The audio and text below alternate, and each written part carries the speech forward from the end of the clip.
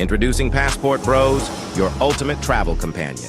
Download the app for free and embark on a journey where your adventures not only become unforgettable memories, but also opportunities to earn.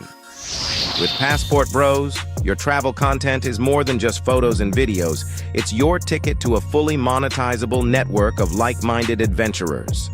Imagine making money from your travel stories. Post videos, share your experiences, and let the world be a part of your journey. But that's not all. Connect with travelers from around the globe, join co-ed groups, and make lasting friendships, perhaps even with foreign women who share your passion for exploration. And here's the best part. Store your earnings securely in your Passport Bros wallet. No hassle, no worries. Just seamless transactions wherever your travels take you. Looking for the best local experiences? Passport Bros has got you covered. Get personalized recommendations for tour guides, rentals, and the hottest clubs in town. Did we mention the app is absolutely free to download? That's right. Your passport to a world of adventure is just a click away. And here's the cherry on top. With Passport Bros, you can make money while exploring new places. Turn your passion for travel into a source of income, right from your mobile device. So what are you waiting for? Download Passport Bros now, share your journey, connect with fellow explorers, and let the adventure begin. Download now on the App Store and Google Play.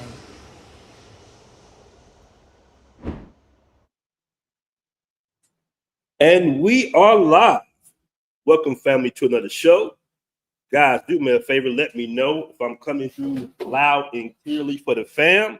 I heard I had some mic problems last live. So if the mic is coming through good, the audio is good, do me a favor and hit that one. And we're about to get the party started in a moment. Welcome to the Sunday Rundown. We got a hell of a show for you guys today. All right. Guys, let me know if I'm coming through loud and clear on the live stream. The people have been saying I have some few audio issues as of lately. Let me know. All right. We got some people in the building. What's good, Umar Perry? First in the room. What's good? What's good? We got our first super chat already, even before the stream, man. Shout out to my man Monarch Wordy with a $5 super chat. Says, hey, BMT, is there an official Passport Bro coffee mug? Yes, this is the actually official Passport Bro coffee mug. Said I purchased a coffee cup with a Passport Bros printed on it, but I don't think it is genuine. Yes, possibly bootleg, man. You know, we do get bootleg quite a bit with the bootleg Passport Bro t-shirts and such. So let me know if you got the official cup. Maybe you can send a picture to my email, blackmantravels@gmail.com. All right.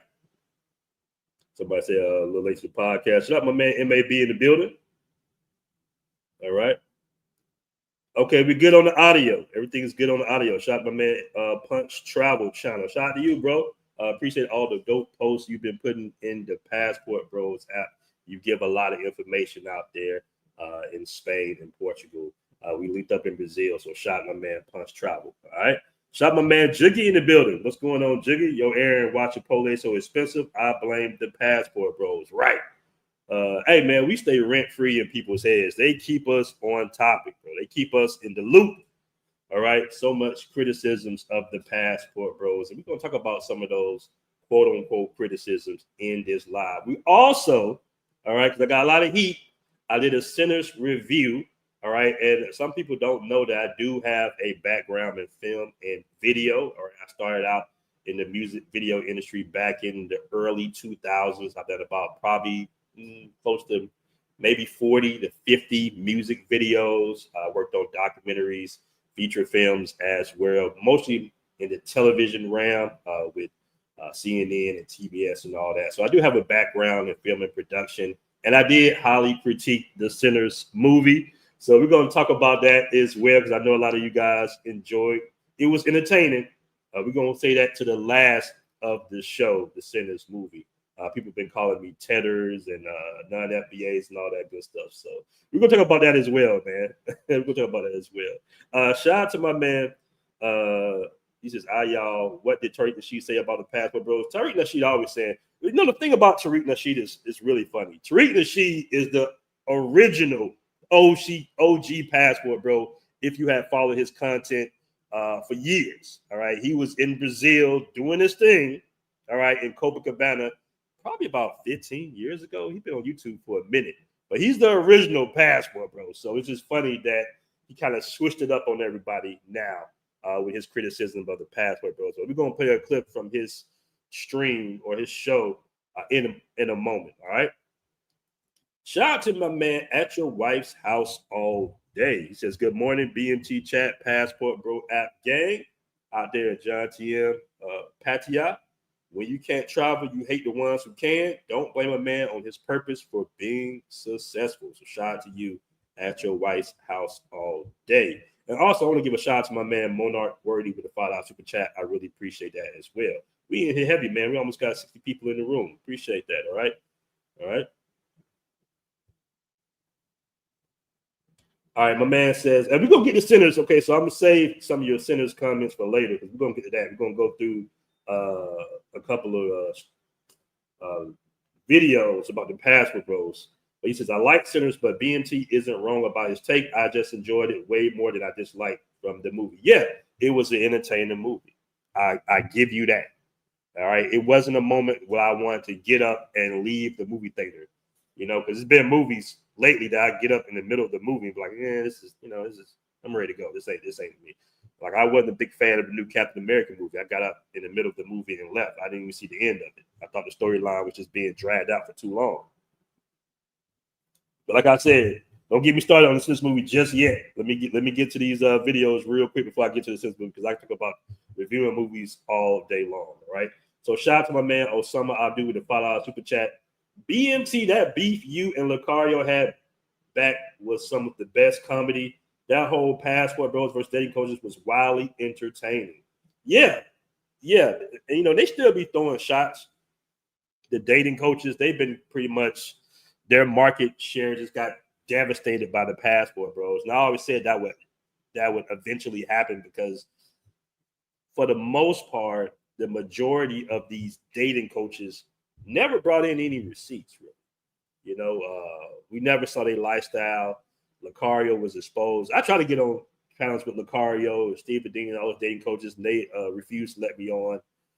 It was shows that we had where it was maybe like a what's my man's name, man? I forgot my man's name. I haven't seen no content for him in a while, though.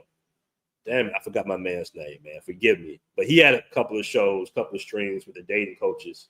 And he actually did some dating coaches versus Passport Bros as well. And I don't understand, like, he didn't let me on because Lucario didn't want me to go on the stream with them to debate them. But I used to tell him, well, what's my man's name who had that channel, man? I haven't seen him in a while. But I used to tell him, I said, man, audience wants to see a back and forth and a debate. So I don't understand, like, you're saying Lucario doesn't want me on, but that's what the audience want to see. And maybe Lucario would have hopped off as soon as I got on, but still, like, to me, that's corny. All right? But shout out to my man, I do the $5 super chat. Really appreciate that. Tariq is a carpetbagger. I don't know what a carpetbagger is, Juki. I have no idea what that is. We will say Tariq goes in whichever direction is most lucrative. I've seen him evolve over. Let me tell you something. Tariq, they are shadow banning Tariq. I need to keep my light together in the moment, family. They're shadow banning Tariq for sure. Like he's been kind of frozen at that 250,000 subs for a while now. They're definitely kind of got him on a low key shadow ban. His reach is way bigger than what you see on YouTube. And he has that FBA thing really popping. Now, he didn't come up with the FBA term. It's been around for a minute, but he really popularized it and coined the phrase more so because it was adults at first, and then they came into FBA. But now it's getting out of control, in my opinion. Like, when I did a Sinners Review movie, I got so many comments about I'm being non-FBA, you know, and I'm a tether and all that. Like I said, we're going to get that in a moment. But I thought that was hilarious that people are calling me non-FBA. All right. At Your White's House All Day said, Sinners was just a black version of From Dusk Till Dawn. Overall, a good movie, but it's been done before. And that's what I was saying at Your White's House All Day. That's what I was saying. I was like, if you've seen the original Dust Till Done, it's literally almost the same script. I mean, he wrote it. I don't know if he's paying royalties to Quentin Tarantino or something. You know, I don't know how that, if he wrote it so it was different enough that he didn't have to pay them, but it was really like a Dust Till Done. It could have been called Dust Till Done 3, all right, because the setup was the script was almost identical, all right. My man say, yeah, the dating coaches are on life support these days. All right, let me go ahead and pull up. Give me 1 second. I want to pull this up real quick, family. Let me see what we got here. So it was a guy that called in to Tariq Nasheed's show. I think it's like a Twitter space or something like that. Okay. And the title of the video is Passportbros Said This. Okay. So my thing is, before I play the clip, my thing is, what is it about shaming brothers on traveling the world? Like, what is that all about? You know, I can't say Tariq is jealous or anything, but it always kind of goes. I mean, I hate to say this, but it almost kind of goes into some plantation shaming type shit. And I'm not calling Tariq a plantation bro. Actually, I've been watching Tariq for a very long time, so I do watch his content a lot. Like even back in the Matt Lessons days, even when he was in Brazil, I saw the video that he did when he was in Copacabana, and he was really happy, all right, to be in Copacabana. He even raised a little Brazilian chick. Like he was super excited to be in Brazil. But now for some reason, fast forward in 2025, 15, or however many years later, it's like this low-key shaming of why are you out there? What business do you have? Like, why is it anybody's business for the reason of traveling the world? And this is what he had to say when the brother was pretty much excited saying that he was traveling the world. Let's go here.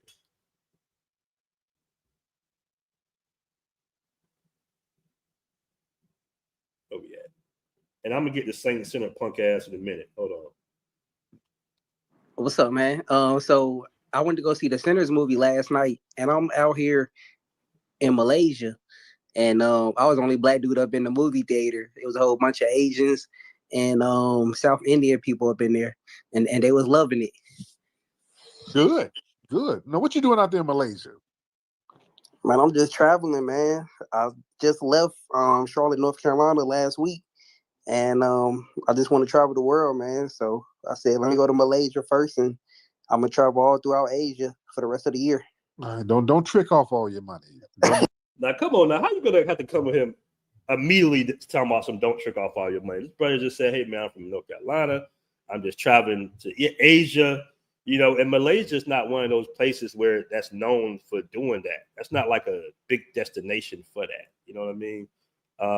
You know, I don't understand like what's with the automatically putting them in that trick bag just because the brother's out there traveling the world. As you can see on the thumbnail, you got him, you know, the brother with his eyes poked out, bulged out with his passport and some beers and some type of little, you know, lady bar or some shit like that. Like, come on, Tariq. Really?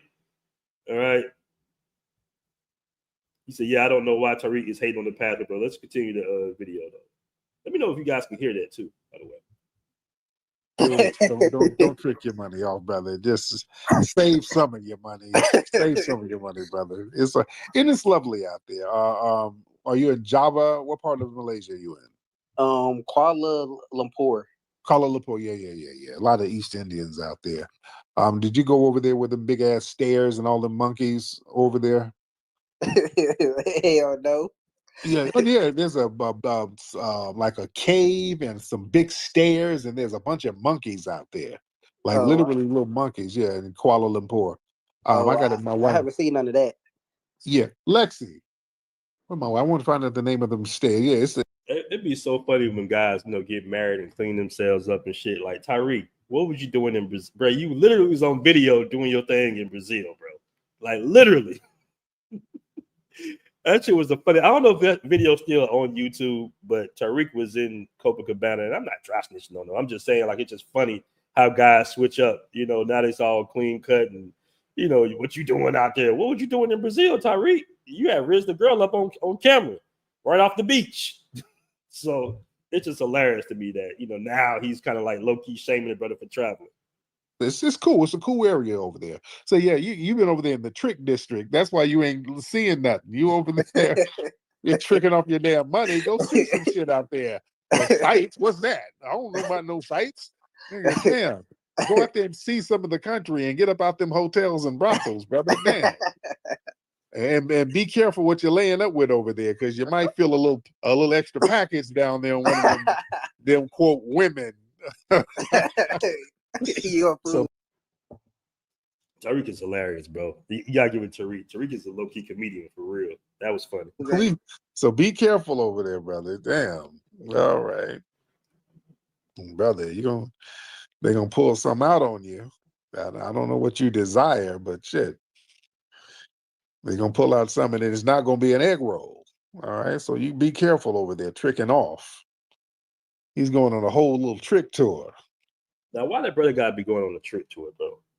I think, you know, for men in general, you know, bro, the best thing you can do in your life is to travel outside. Travel in general, even if it's just to another state, but just traveling overseas, seeing another culture, experiencing different views around the world. I mean, even in the app and even in some of my group chats with my friends, shout out my man Jay Clyde, we just show each other different sunsets around the world. You know what I'm saying? Like the views of vistas of Medellin, you know, sunset in Brazil, like just experiencing that is life-changing. And it really gives you a world view, like you become well-rounded and you're not as jaded when you see other cultures of people and how they interact with each other. You know, it gives you a global scope. You know, it opens up so many things, not just your mind, but just different opportunities. You know, you got brothers opening up businesses overseas. You got brothers buying real estate, international real estate. Guys is buying apartments in Cartagena, Colombia, the DR, Brazil, buying condos in Thailand. Like you open yourself up to so many more opportunities. And the dating is part of it. And it is good to date outside your culture. All right. I mean, that's just, especially as a man, you get to experience women that come from a different culture that might look at the world more traditionally than the ones in the West. Okay. So listen, this has been going on for years. I think, you know, brothers are catching the wave. You know, we always been traveling the world, but a lot of us, like, that's the move now to get out and explore these different countries. And I salute the guy. I salute him. You know, no shaming here, brother. Hey, travel. Travel as much as you can. All right, let's say that. I'm just trying to see the world. I'm just going all over Asia. And you name a site, you don't even know what it is.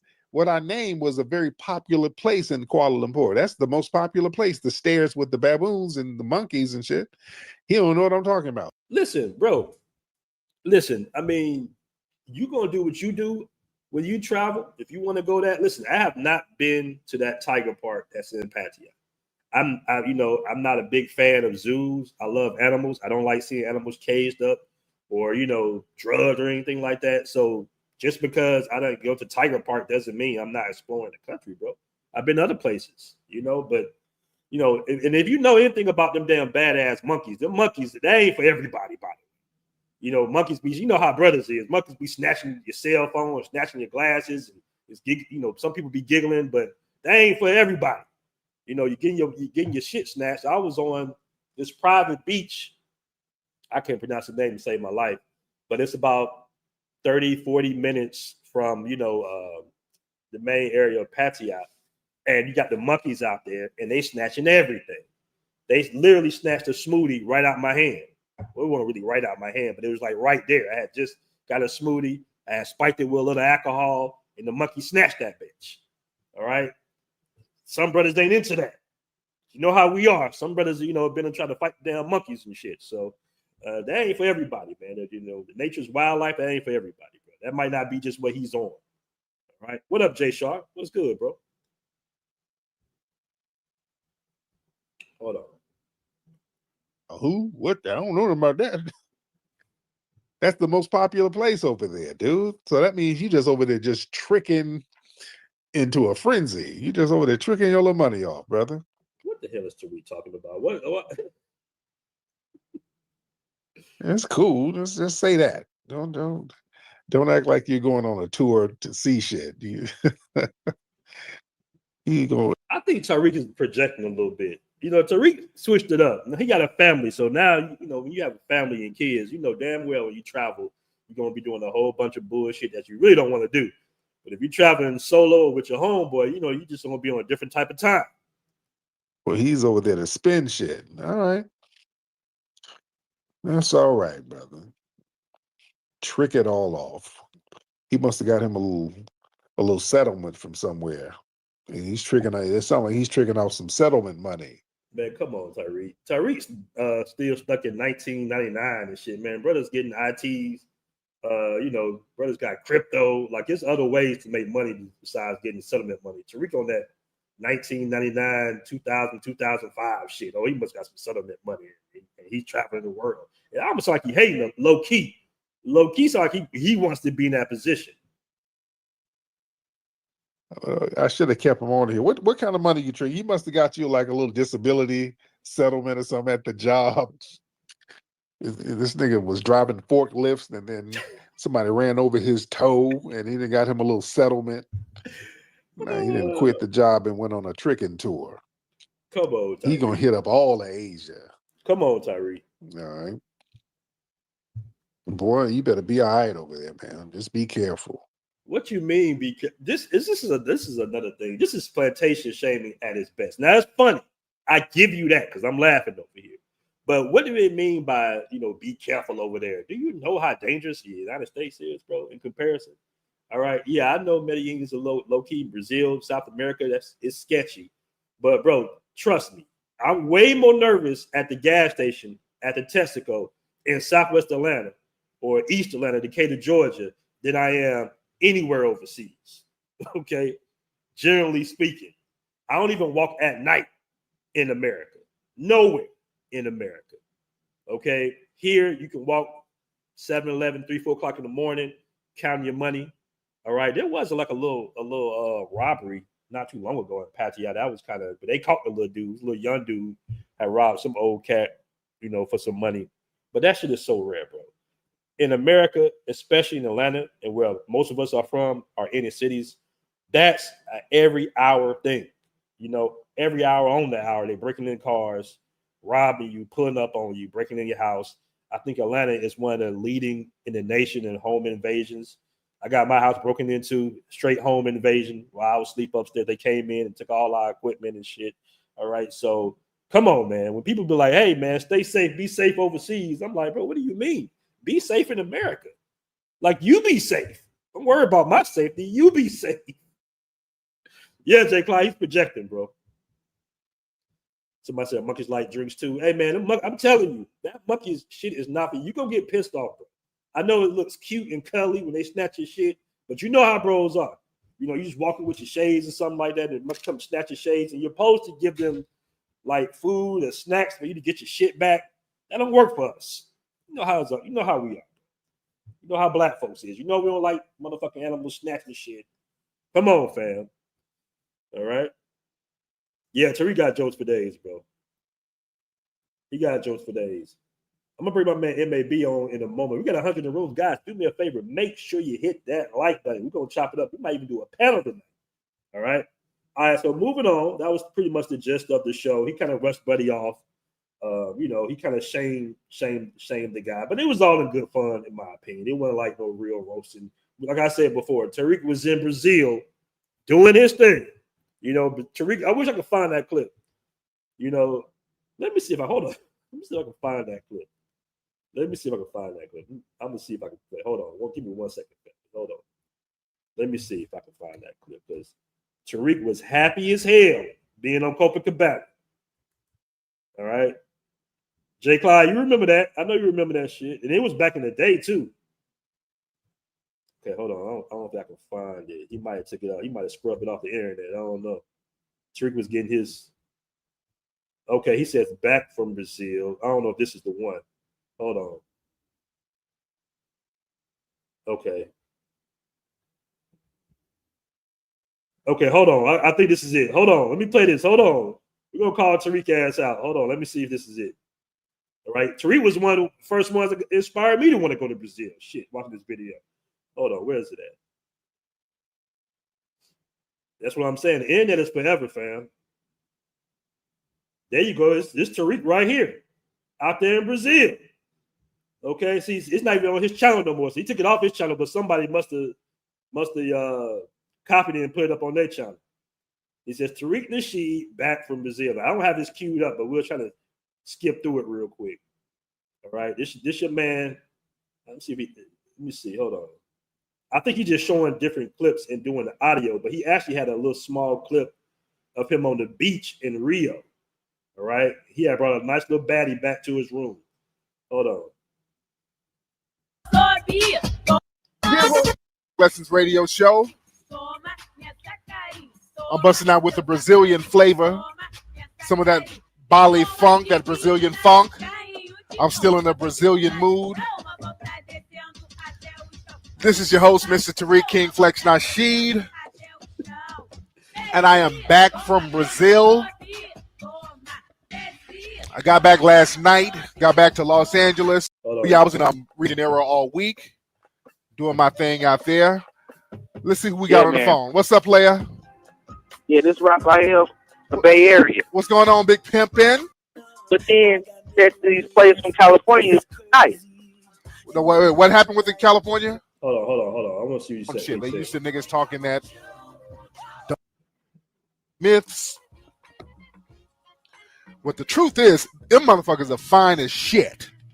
There you go. Hold on. That's some shit that they're not exaggerating about. Whenever you hear people talking about how fine them Brazilian girls are, that is some real shit. Brazilian women are fine, unusually fine. You're like, God damn. Oh, wait a minute, Tariq. You didn't go to the Christ Redeemer? What are you talking about, Tariq? You didn't go watch the capybaras? Okay. You didn't do the Brazilian jiu-jitsu? What are you talking about? You're talking about the women right away, Tariq. You weren't doing no tourist shit? Okay. You didn't walk the steps? You didn't go to Lapa? Okay, lucky focusing on the women, brother Tariq. What happened? Tariq was probably in, what was that old club called, that Help? Tariq was out there in Help doing his thing. All right? I tell you, the internet is forever, bro. The internet was forever. Hold on, Tariq. What the fuck do they put in the water down here? Unusually fine. And you know how it's in the United States, like if you go to a social spot, you'll see like a bunch of fugly, half-ass looking women with a few dimes sprinkled in. That's what you'll see out here in the States. Out there, it's the exact opposite. It's the parallel universe. You see a bunch of dimes with a couple of ugly broads sprinkled in. So the dimes damn near outnumber everybody else. I wish I could find the video of Tariq in Rio, bro. Tariq was so happy when he was on the beach and he brought a chick back to his room. Like I think it was my man Minister Jack that had did a review video, and he was so mad that Tariq was tricking in Brazil. Like he's like, how could you say you a Mac and you tricking off in Rio? It was like it was hilarious, bro. Hold on, let me skip it through it a little bit. I really want to play that clip that he had because homie was excited as hell. But now it's all about, today, man. Monkeys and shit. I come back to the States and everybody's just on some bullshit. Look at him. It's something in the air. Motherfuckers just acting weird. That made me not. That's why I didn't want to come back. I was having so much fun. I didn't even want to come back to this motherfucker. I was chilling. Motherfuckers just partying. But like I said, man, down there, after about 2 days, you'll get used to all the women being just fine as hell.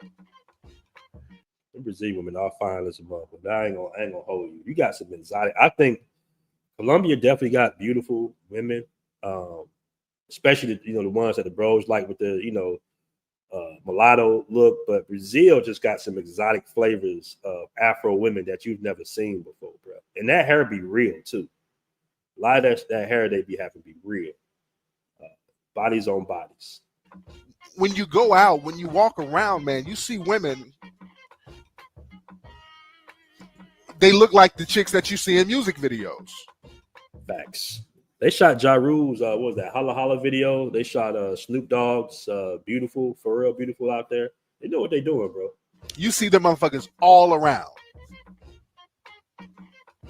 It's really amazing. It's like some old Wizard of Oz type shit. Like you're in the land of Oz, like you're in another universe. It's really weird.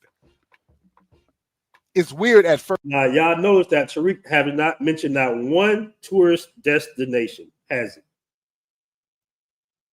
Somebody said Jeff is a Passportbros hater. All right. But shout out to Tariq. Like I said, shout out to Tariq, man. He makes good content. Let me switch this up real quick. I still got the banner rolling, family. I still got the banner rolling. Hold on. But we're going to move on to my guy, a guy I really despise. I really don't like this cat. I think he's corny as hell. He has a little bit of a following. Hold on, let me pull him up. All right. Let me pull him up. This clown right here. This goofball. This gangster, thug, pimp, CEO. All right. College grad of Berkeley. This guy here, such a clown. Such a clown. And I got some payback for him too, because he doxed one of my family members. Now, he came out with a video. This is a while back. And guys can see all the beautiful women we just saw in Tariq's old video. He did a video out there in Copacabana, and he was roasting the women, talking about Brazilian women are trash and they ugly and all this shit. All cap. Now, this guy is like a low-key dating coach. He goes at other dating coaches. He went at Kevin Samuels. Like, he's just a clown. Like, I don't like this guy. Seriously, I don't like this guy. I don't care. He thinks he's a boxer, gangster, philosopher, pimp. He's one of them cats. All right? He's one of them little cats. Real soft as jelly. I think he went at O'Shea. O'Shea went at him or something like that because he just capped. He was just capping.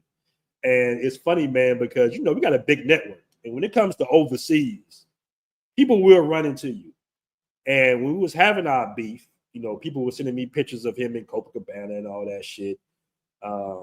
He had like this personal assistant or something. And while he's roasting beautiful Brazilian women, his personal assistant looked like she's straight from the trailer park. Okay, so he's one of those cats. And he's supposed to be a supposed dating coach. I really don't like this cat. I got a lot of issues with this guy. But let's see what Mr. Saint says about the Passportbros. Guys who are lying to themselves and lying to the public. Hold on. Really just, Hold on, let me start over again. I was just chuckling to myself at how funny the Passportbros are to me, because it's really just, another nerd group of guys who are lying to themselves and lying to the public, delusional, just like they say the females are. You're delusional, Marquett. You're delusional. You're really delusional, bro. I don't know if y'all saw him try to crash out on the Ninja Turtle cat. What's his name? What's the guy named that? Aaron. How could his name? He got the same name I got. But Aaron, the plumber, he was trying to sound all gangster and shit. He came off sounding like a straight little corny ass, soft ass dude, trying to be hard and shit. Dude, you're not hard. You're soft as Play-Doh. I want to give you a few notes on the international roster. He got a little sugar there too. I don't know if you kind of know his mannerisms and the way he talked. He got a little twist. You know what I'm saying? He got a little sugar in his tech, if you ask me. One of the things I find quite comical about, the nature of certain individual females is as follows. There are women that are from third world countries. If I offered to fly them out Here we go.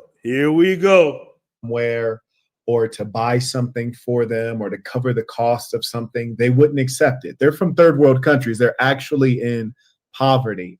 And not only do they know that they are in an impoverished economy, a retrograde economy, but they know that their fuck is a retrograde economy? You trying to sound smart shit. relative income is quite low and that mine is high.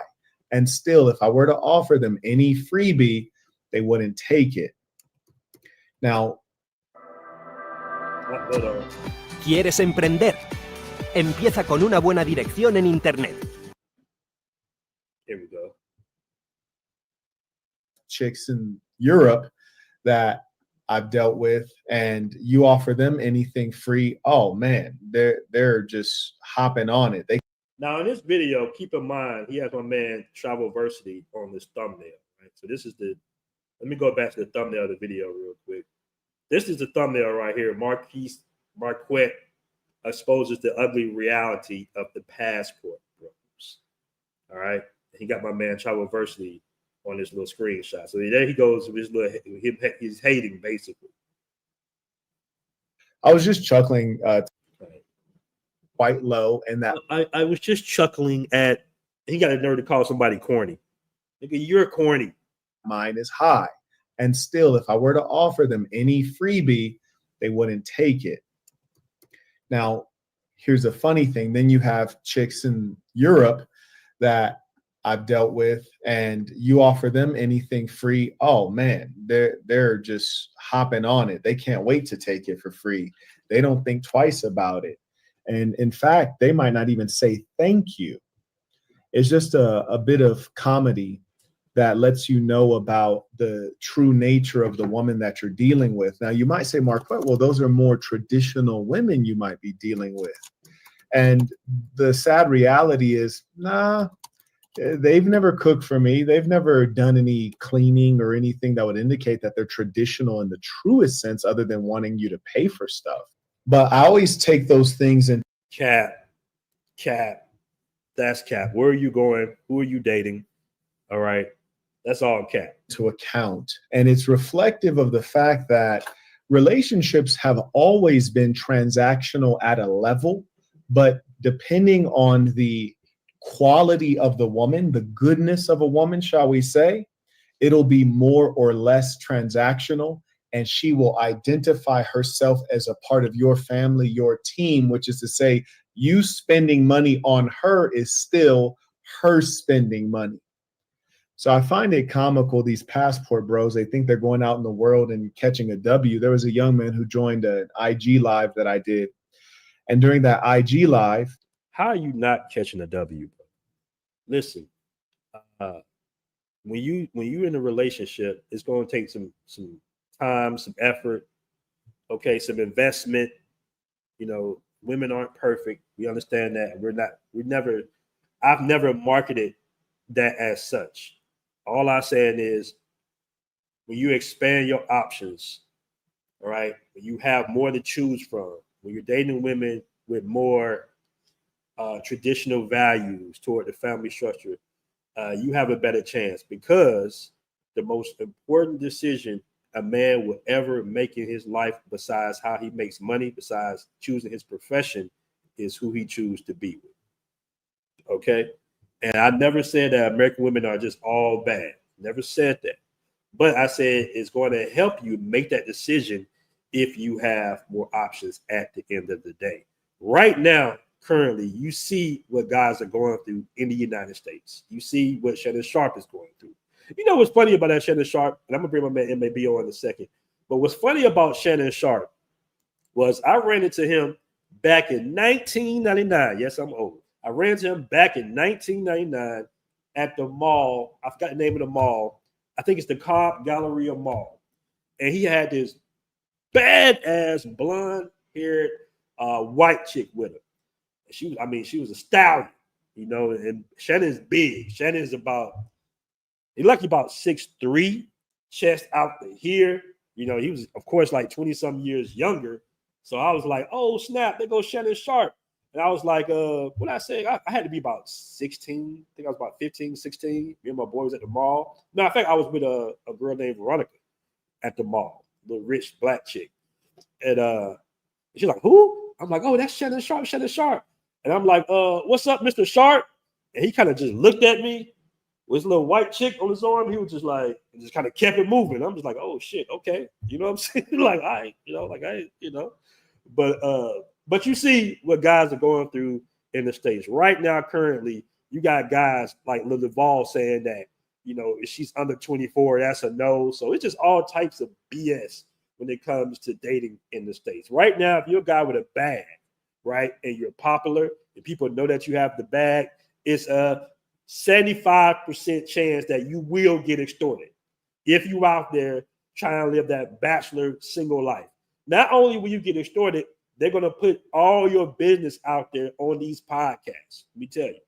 All right. They're going to put all your, you know, sexual encounters or all the things, the little freaky stuff. And, you know, all of us got a little freaky side to us. They're going to put all your business out on all these goddamn podcasts in 2025.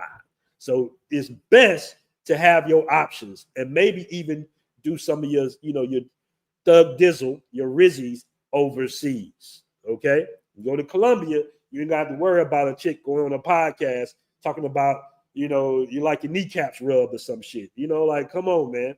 It's just that simple. The options in most cases are going to be better. That's just what it is. What up, Ronan? What's good? All right, let me bring my man MAB on there. And we're going to talk about this movie a little later on the show. Let me bring my man MAB on here. We had enough of this clown, Marquett Burton. What up, MAB? Yo, what up, BMT? What up to the chat? Salute to y'all. Let me know if y'all can hear me good. Yes, sir. We hear you loud and clear, brother.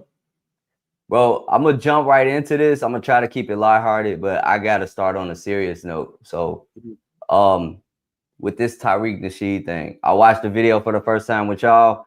As you were playing that, I looked up. I didn't realize that's actually a thumbnail, and this brother spent maybe 30 minutes bashing Passportbros. Is that the case, or did he move on to something else? Yeah, he had you know, Tariq. I think he moved on to some other callers. He did move on to some other callers. But that was the highlight. That's what that was what's reeling the audience in. That was the clickbait, so to speak. Okay, let's start with that. He could have took that conversation in a totally different direction. I don't really follow Tariq Nasheed like that. I know who he is. I was a fan of Hidden Colors. That's all I know from Tariq. I know he a funny dude. I also knew about his time in Brazil. So for me, that's so many slaps in the face, because I can empathize with the people who have not been anywhere themselves. I can empathize with the plantation bros.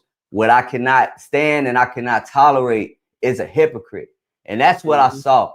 The brother was being a hypocrite. Even if he was being sincere with saying, brother, while you there, you should go here. You should check out this place. Or maybe just ask the brother instead of telling him what he's doing. You out there tricking out. Don't trick off all your money. I do not tolerate BS from people like that, especially somebody that claims to care about the Black community. So like that's what I'm more insulted by. But I ain't going to turn this into like a real heated debate. I just had to get that off my chest, man. That's some clown stuff, bro. I don't, if I see that from anybody, I automatically know they don't care about me. They don't care about any of the brothers traveling. They don't care about your happiness. These people are snakes, bro. These people are snakes. I'm not saying they're not funny. I'm not saying they haven't made contributions that's worth acknowledging them. But that's some snake stuff, bro. We done with the snakes. We done with the fakes. I don't have tolerance for that. And another thing, he didn't. Well, all right. Let me tone it down a little bit. This other dude. No, you cooking, bro. You cooking. This other dude. I know his face. I don't watch him either. But it's the same. It's the same type of person, man. I'm looking at spirit. I'm looking at spirits. I'm looking at energy. These people don't care about you, man. Y'all, that's the biggest takeaway. There was a quote that I said, and I'm gonna like turn down a little bit. But I said this in your chat. First they ignore you, then they laugh at you, then they fight you, then you win. That's all this is. Passportbros and brothers traveling, that's been going on before the internet. Now we have an internet presence. And along with that, we have receipts. Our receipts look a little different from the data coach's receipts. It look a little different from the old, used to be a pimp and a player back in the day. Our receipts look completely different from that. And it's very diverse. It's not just the ladies. It's the economy. It's the brotherhood abroad. I didn't link every time I travel. What am I doing? I'm linking up with brothers like yourself. I'm linking up with brothers like Danny. I'm linking up with brothers from the Passportbros app. They don't say anything about the community, so to speak. We got our own community. We got our own audience. We support each other. So really, we have nothing to do with them. At this point, they're trying to cater to their own audience, and they're struggling for some type of enemy. And it's a shame. It's pathetic. It's sad that black men are so comfortable tearing down other black men. I'm sick of it, bro. I'm sick of it, bro. Hey, guess what? Y'all know, shout out to J Class, shout out to School, Cooling with School. I was chilling with him in Thailand. Bro, that type of brotherhood, I don't see it. I'm not saying it don't exist, but you don't get that at home. And them brothers will never admit that. It's not about the female. It's not about the females. At this point, this is just unnecessary tearing down at each other. And it's clown stuff. It's clown stuff, bro. When we overseas, we ain't thinking about nobody over. The only reason I'm even on this panel right now is because I'm packing for another trip. What's going on in America? Anybody that got the nerve to call other countries third world countries, what are we looking at in the U.S. right now? And I love the United States. We dealing with homelessness. We dealing with inflation. We dealing with crime. We dealing with all these ailments, all this stuff going on that we project onto the rest of the world. But what happened with us? We go overseas and we just fine. The only stuff you hear about is the world star type of content, something negative. You don't hear about the positive stories. And when that does go viral, we want to tear it down. What's wrong with here? That's only coming from here. I ain't been to no other country where these other nationals are saying we don't want y'all here, or we're having a negative impact. Not in the same way that other people are. The hardest thing we got to deal with is language barriers, or maybe going somewhere and like trying not to get finesse. But that's everywhere in the world. Everybody got their hustle. I don't knock that type of stuff. But the full on attacks, you only gonna get that from home, bro. It's ridiculous. That's my TED talk, man. What's y'all thoughts on that, man? Hey, let me know if I'm wrong. Let me know if I don't know what I'm talking about, man. Because Tariq himself, he's traveled before, so I can't tolerate that from him. I can tolerate that from somebody who never been nowhere. The people that been on the front porch their whole life. The people that been on the block all their life. And I still got friends and family like that. And I love them, but I can't say they love me. Soon as I see that fake stuff, we done. Soon as I see any type of that shade, like, nah, bro. Like, we could be cool from a distance, but I can't rock with you like that because you ain't for my happiness. You ain't for my peace. You're not for my success. Facts. So that's all I got to say. Nah, you 100% correct, bro. You 100% on point with that. It's just funny that it's like, bro, you was out there. You motivated me to travel to Brazil. Like, you was doing your thing, but now you want to shame dudes until like, staying in America and, fighting and political moves. That's not for everybody, bro. That's not everybody's path. You need some brothers that's traveling the world so you can get more opportunities, right? So you can, bring more of that globalness back to our community. And what other community that do you see, Marcus, where you see the patriarchy being reformed again? There's no other community. You see guys like Taylor Made, Andre from Love Crossing Borders, myself, all the way down to Austin, Travel Versity in his 30s. You know what I'm saying? Like, you got the hierarchy being kind of formed again, and brothers getting along from the ages of 70 all the way down to 20. In the what I'm saying? That's what I don't see it nowhere. I don't see it in no other community either. Because generally speaking, we kind of hang with our own peer group. Like, you know what I'm saying? Like, most guys going to hang with guys their own age. So you're not learning nothing and you're not teaching anything. But the way to growth is to deal with guys that you can learn from. And then, you have your peer group where you can kind of, gauge where you at in life, guys around your age. And then you have guys younger than you that you can pass on the guidance to as well. That's a good community. That's how the community works. And it's not very present in any other communities but the Passportbros. If it's any other community, let me know. If I could respond to that now, with all the benefits that you just named, and we ain't even talking about females, with all of the community and the fellowship that you just mentioned, let me play devil's advocate. Imagine a brother is on the fence. Imagine somebody like, yeah, I do want to travel, but I don't have nobody to go with me because I was that person before. Or let's say you like, I do want to travel, but I'm worried about the whatever the drama they say I'm gonna deal with in other countries. I'm worried about finances and things like that. And you got a Tariq Nasheed and you got this other dude telling you that everybody that travels is clowns. That's a brother that could have changed his life that is now staying on the plantation. Is now stuck there. And for me and you both and everybody in this chat to know all of the benefits that's not being talked about by these clowns, for us to know that, what are they recommending that we come home and do what? Stay listening to them? Yeah. Where are they helping anybody? No, specifically black men, because they don't shame the ladies like that. Ladies be crashing out left and right, and I'm not here to bash them either. I would encourage anybody to explore their options and explore the world. But let's say they got a point. Oh man, you stop tricking off your money. Stop going over here. These people don't care about you the way they say that, or the way that you think they do. Okay, I'm gonna come home. Now what? Where the love at home? Because that wasn't love. What you just played right there. You say what? You got to pay for Saint's $500 consultations and go to his meet and greets. You got to pay $500. Look, and see, you know, I got a history with this with these dating coaches. You got to pay somebody money to tell you how lame you are or how goofy you are, or you got the price that you pay could have been a plane ticket, and you could have been somewhere with brothers that don't even know you. That's just happy to see you there, and by the end of the day, you're gonna have a new network.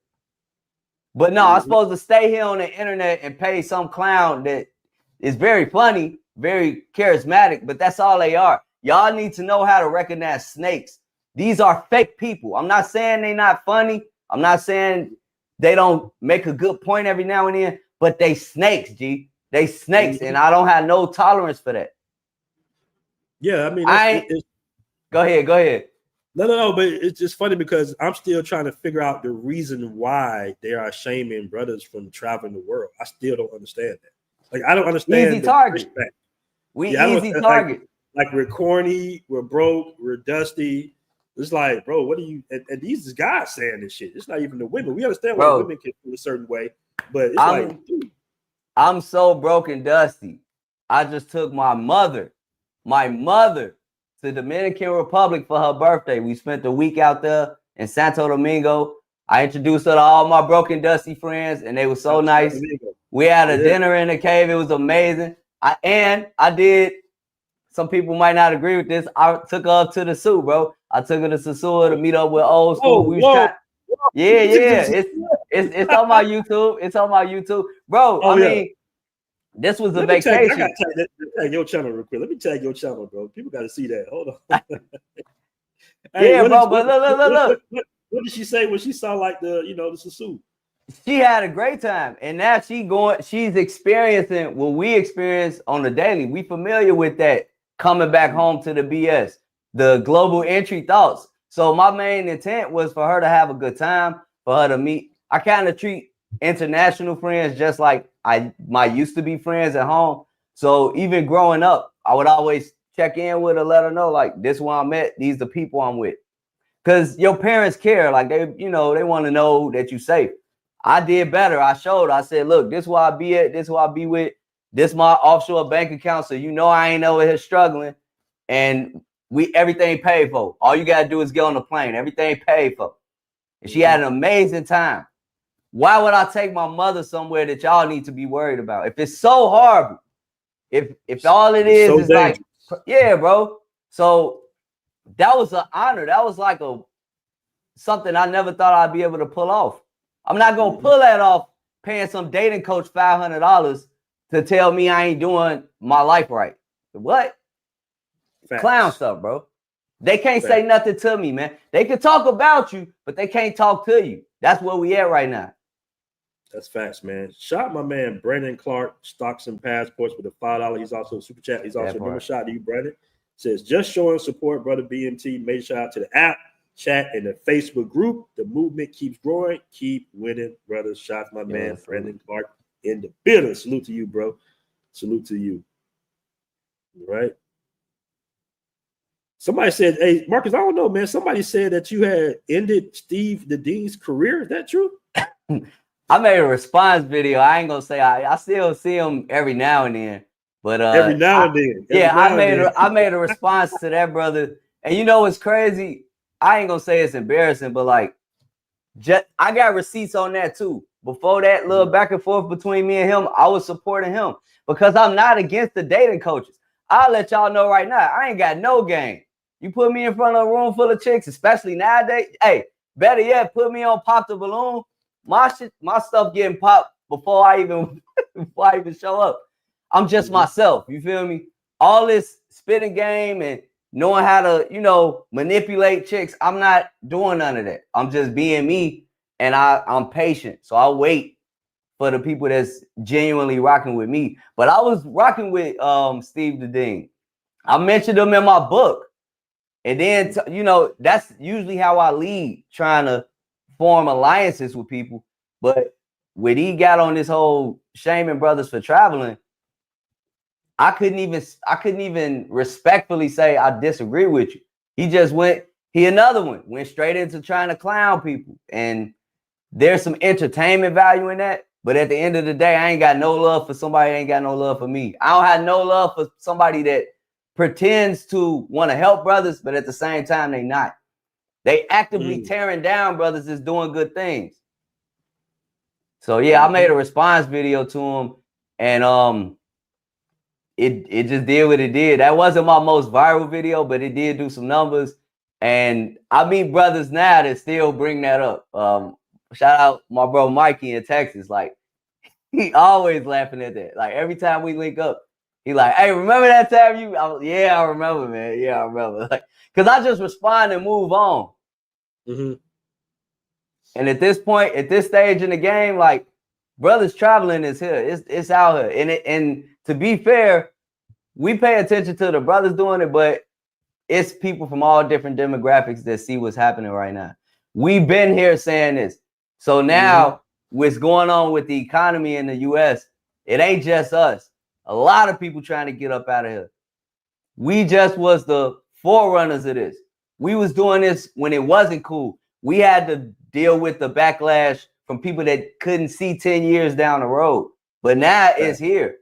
It's here. And the good thing about it is the brothers that y'all wasn't listening to years ago, we already established. So everything y'all trying to do now behind the scenes, because y'all don't talk about it, everything y'all trying to do behind the scenes, we already laid our foundation. All we got to do is stay out the way. And you made a really good point earlier. Only time I got problems is in the crib, is in the US.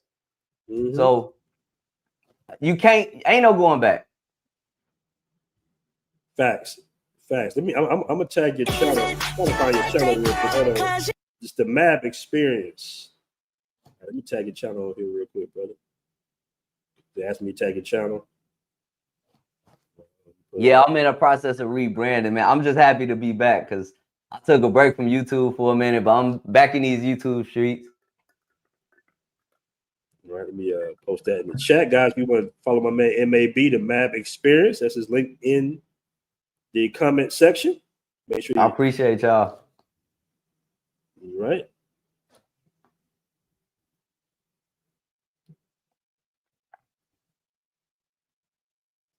Again, you are not getting shamed for traveling. You are getting shamed for tricking. It's still tricking if you got it. Nobody's even talking about tricking the greater. It's the traveling, I would say, because we could trick right here. You could trick. How much do a date cost now? I ain't been on a date since a chick asked me to go to Fogo de Chao. And I've been to Fogo de Chao. She blocked me because I told her at this point, I'm like, look, let's go to IHOP. It was some Veterans Day stuff. I would have got this red, white, and blueberries free meal. She's like, no, let's go to Fogo de Chao. It's 50% off. To me, that's tricking. You asking me to do anything I don't want to do, it's tricking and it's simple. So I don't do nothing I don't want to do, and I don't pay for nothing I don't want to pay for.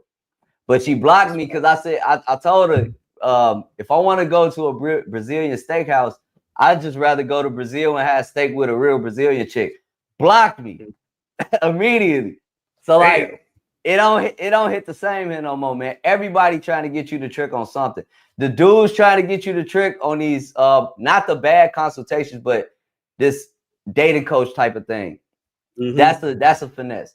So like, yeah, they rather you trick on other dudes on the internet or trick on these entitled chicks that's asking you to go on $400 dates in the middle of a recession.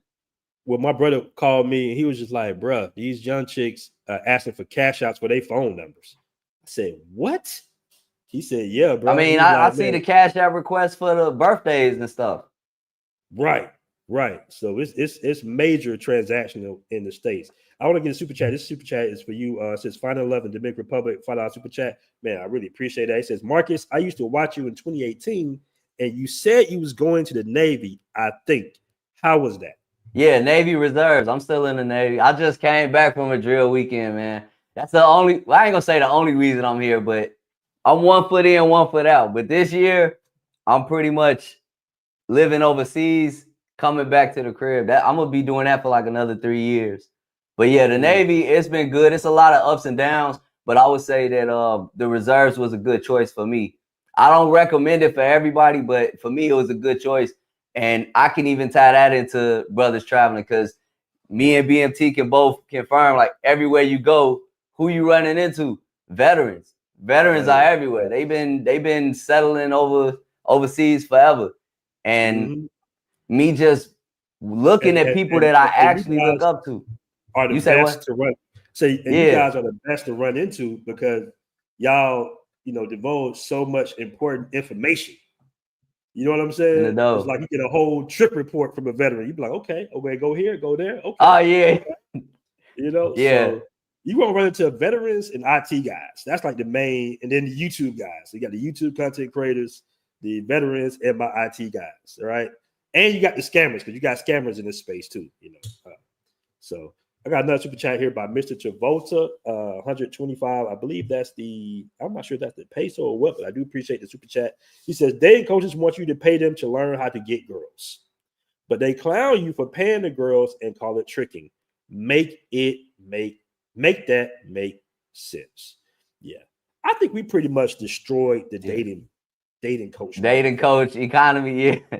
We just pretty much. The dating coach complex, yeah. Because none of them ever provided receipts, ever, not one, and then a lot of them guys were getting exposed for their lifestyle, meaning they were cuckolds, like they was, letting their women smash other dudes. It was just real weird. Like they had a real weird situation. Steve the Dean got exposed. Like, when you're supposed to be a dating coach, you're supposed to have a high aptitude of being able to attract women. So if you're a dating coach, we need to see you in the real world. It's almost like being a passport, bro, having a travel channel and not doing travel vlogs here and there. People need to see you outside, doing your so-called profession. But none of them ever, it was always, oh, I do this, I do that. Women love me. And then we never saw any receipts. So that's what really happened. So if I could respond to that, and I might be a little biased by saying it's just based on the people I hang around, but I've seen more dating and relationship receipts within the Passport Bro community than within the dating coach community. They can probably help you pick up some girls and learn like how to talk and all that type of stuff. But in terms of going places and seeing, oh yeah, meet my wife. She from the Philippines. Hey, meet my girlfriend. This is my fiance. She from Brazil. We run into that all the time. In person, not on the internet. I've seen more receipts traveling than with any of these dating coaches. I don't see them sharing testimonials where you actually got a couple sitting there like, yeah, well, I don't think they would do that. Because it's kind of like a backdoor process. Really, the dating coaches is catered towards the men because the men are to carry the brunt of all of this relationship engagement. And then they just mysteriously get some girl and they can't give the testimonial, or it'd kind of be weird if they did. I don't know how that worked. I don't know. That's the point. I don't know their success stories because I don't see them. You might see that guy. You might see that dude. You put me and a dating coach in a room, he gonna clean up every time. I'll give you that. But my quality of life and my options might trump his. And that might make some people feel some type of way. How is this short, squeaky voice dude living his life and it looks like it's better than mine?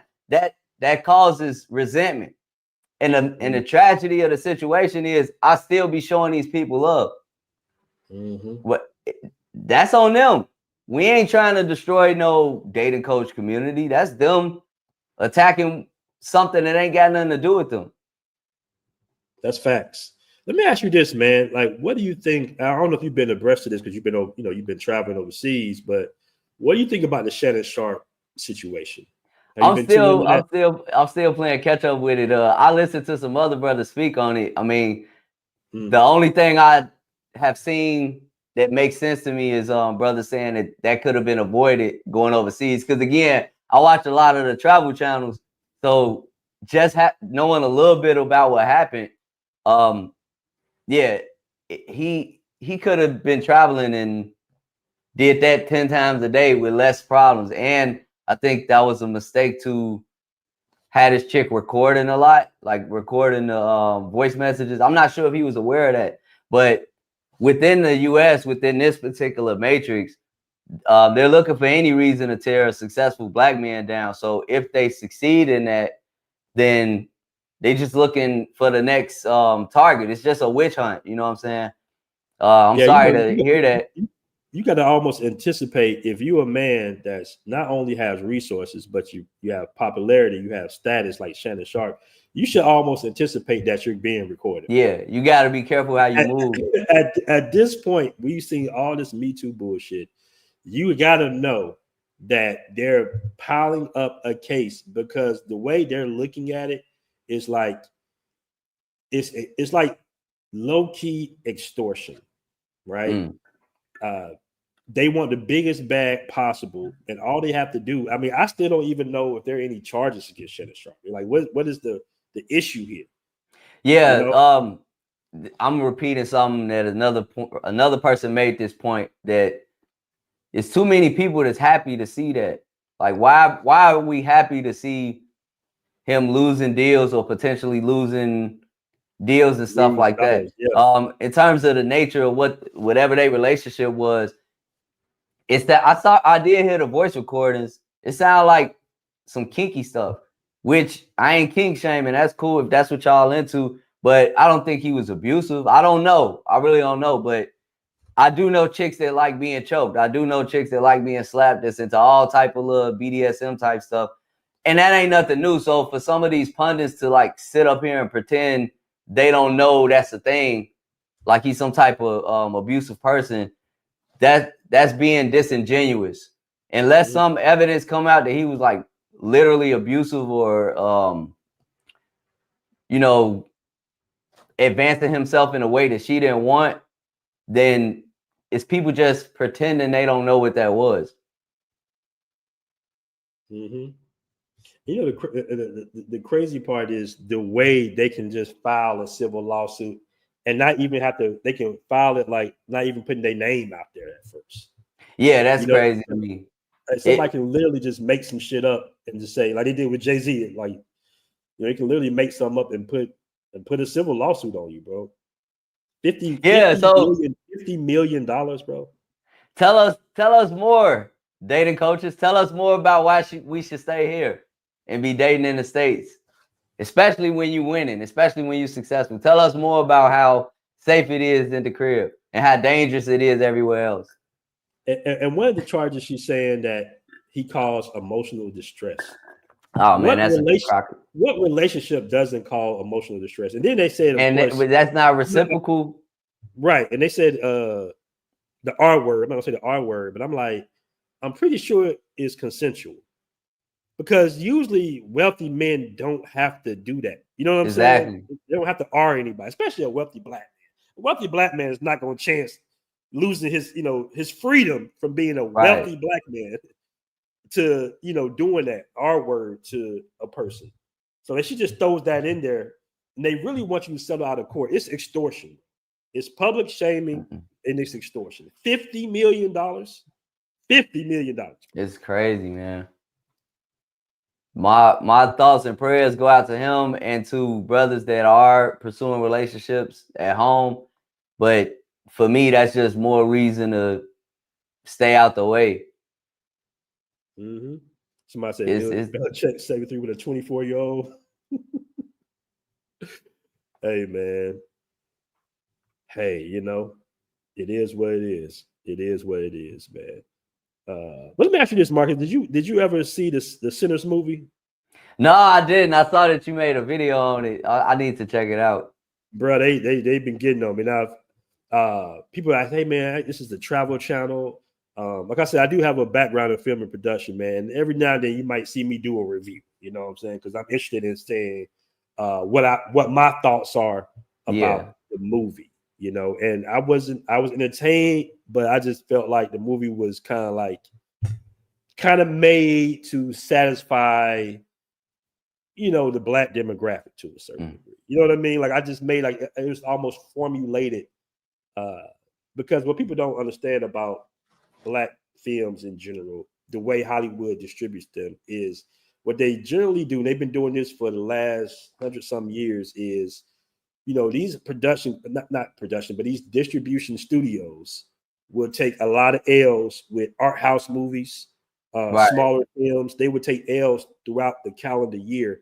And what they'll do is they'll save that one black film with a high, not even a high budget, but a decently budgeted 20, 30, 40 million dollar black film. They'll save that one because they'll know that's going to attract all the black dollars. Okay. Right? And to me, that's what this was. You know, that's what the Black Panther was, and that's what this movie is. Did they miss the mark or something, or was it a bad movie? It wasn't a bad film, brother. It was entertaining. Like I didn't get up and leave the movie theater or anything like that. My girl liked the movie as well.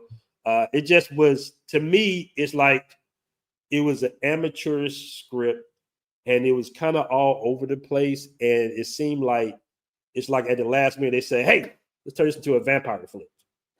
You know what I mean? Unless, you know, it's a slow build up to the end. It was basically like a Dust Till Done.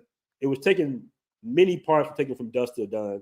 I'm not going to give you guys any spoilers. I know some of you guys haven't seen the movie, but I'm just going to say it's similar to Dust Till Done. So hopefully that's not a spoiler for you guys. But it just, to me, it was so many cues that didn't have to be in there, but they segued it in there because they know they want to make a payoff to the black audience. That's why I felt about the film. If we look at the poll here, it's about 50%. It's about 50% say they like the movie, 50% say that. Is it possible to learn that?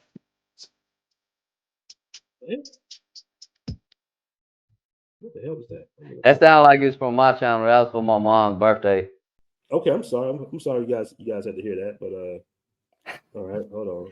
Yeah, I've been doing more shorts than videos, but I did do like a live stream with the OG because she's starting a YouTube channel too. She just retired. So I told her like she got a lot to say as it pertains to the black community. So I think that I told y'all might a lot to say.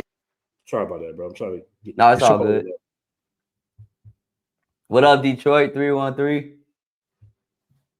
All right, so they said in the poll, 60% says yes, 40% says no. So I wasn't too off base. All right.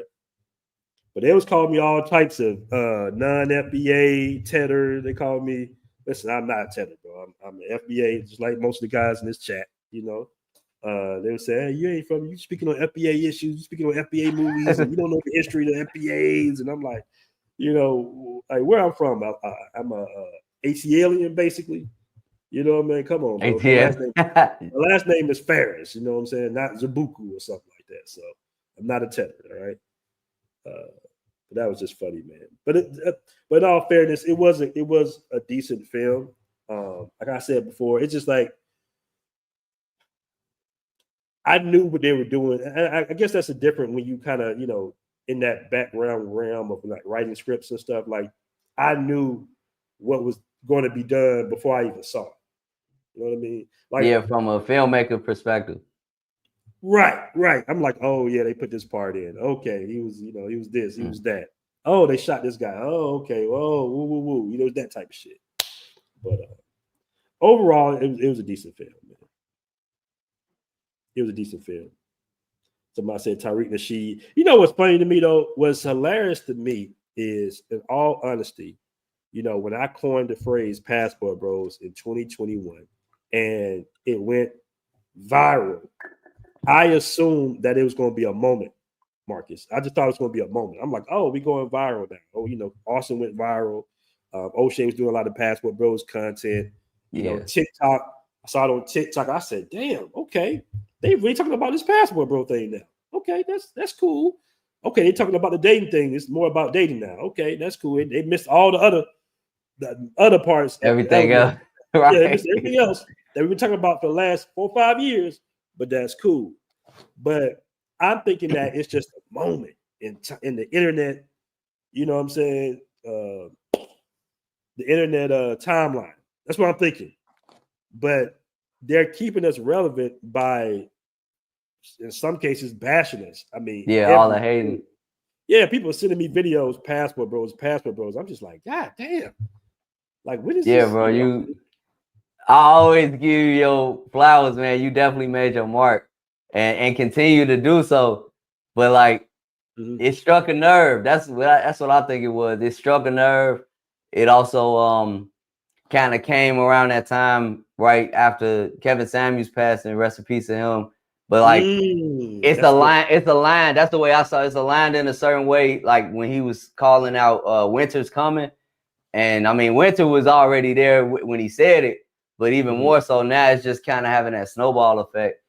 And the scary thing about it is, even though it might have started with a community of brothers talking with each other, like the culture vulturing has already took place too. So you're seeing like all these other people that's trying to take that term and take that name and turn it into their own. That happened. That's how you know you made it. You know what I'm saying? That's how you know you did something the right way, because you got all these imitators now. You know what's funny, man? And I feel really bad about this. And I don't think I've ever shared this on a live stream or anything like that. But a friend that was close to Kevin Samuels, because I was, you know, Kevin Samuels definitely knew about me. I was around those panels with BGS and Kevin before Kevin even had a YouTube channel back in like 2018, 2019. So we was definitely familiar with each other. I had been on panels with Kevin and everything like that. And a mutual friend reached out to me. He said, hey, man, Kevin want to talk to you. He want to holler at you about Colombia, right? I think he's thinking about coming to Colombia. And I'm like, okay, yeah, most definitely. This is when Kevin's at the top too. And I'm like, yeah, most definitely. Give him my number. And I remember that I had a missed call, right? And I'm 100% sure that it was Kevin Samuels, but I was out and about in Medellin. You know, in Medellin, you know, you don't want to be too much. You know, as a matter of fact, I basically just missed the call because I was out and about. And I'm pretty sure it was Kevin. I called the number back and he didn't pick up. And I'm like, damn, I'm glad. I hate that because he told me that Kevin was going to be calling me sometime today. So I'm like, all right, cool. Like I'm waiting on this call. I go out and about. And I missed the call. And I called number back. He didn't pick up the phone. And I just really wished I would have been able to connect with him. I'm thinking in my head like, oh, he'll hit me back, or I call my mutual friend and be like, hey man, I missed KS call. Tell him to give me a call, or let me know, because he was a busy guy. So I understand that he had stuff to do and I missed his call. But I really, really wish I would have been able to have a conversation with that brother before he passed away. Same. Yeah, and that would have been dope if he would have came out to Colombia, because I don't think he was necessarily, he kind of was focusing on the Black community at home, but you'll never hear him bashing brothers for doing what they was already doing. I mean, he was familiar with it. I didn't know him personally. The only Kevin Samuels story I dropped the ball with Kevin. I kind of goofed up. I had an opportunity to meet him. It either would have been in Atlanta or Vegas, but he was going to conferences, and actually Jap hooked that up. So shout out to Minister Jap. That was like one of the biggest solids he did. He was asking me to come down, and I couldn't get off of work. So I was like, do I just leave? Because I had several opportunities like that. And I was so, as a truck driver, I was so like wrapped into my job. If I couldn't get off, I just didn't. Yeah. So like now the Navy Reserves kind of offered me a little more leverage where if the Navy telling you go somewhere, your civilian job could eat a dick. Like that, excuse my language. Like they can't really stop you from going nowhere because that's a federal order. They saying like we need you over here. And along with that comes like certain benefits of getting out of work. But yeah, I should have just took that opportunity. But and then I was also kind of late to support him because I remember when he was just an image consultant. He was presenting himself as an image consultant, and I was on the fence, not with Kevin Samuels, but with the Negro Manosphere at the time. O'Shea was doing Negro Manosphere, and I was like kind of in and out because you had other image consultants, and I was trying to be like all inclusive.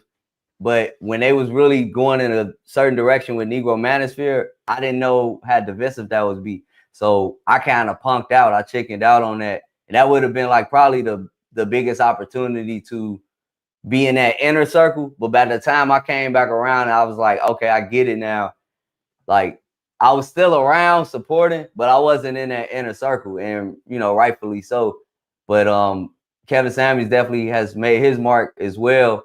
And even with him, like, look at all these imitators you got out here. People doing the same formula for the shows.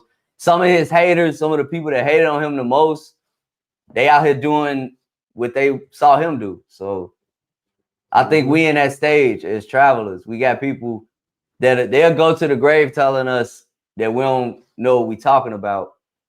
But the ones who have experienced it, like what you played earlier, that's like the lowest of the low to me because they've been somewhere before, but they want to like do a 180 and act like there's not a whole nother world out there.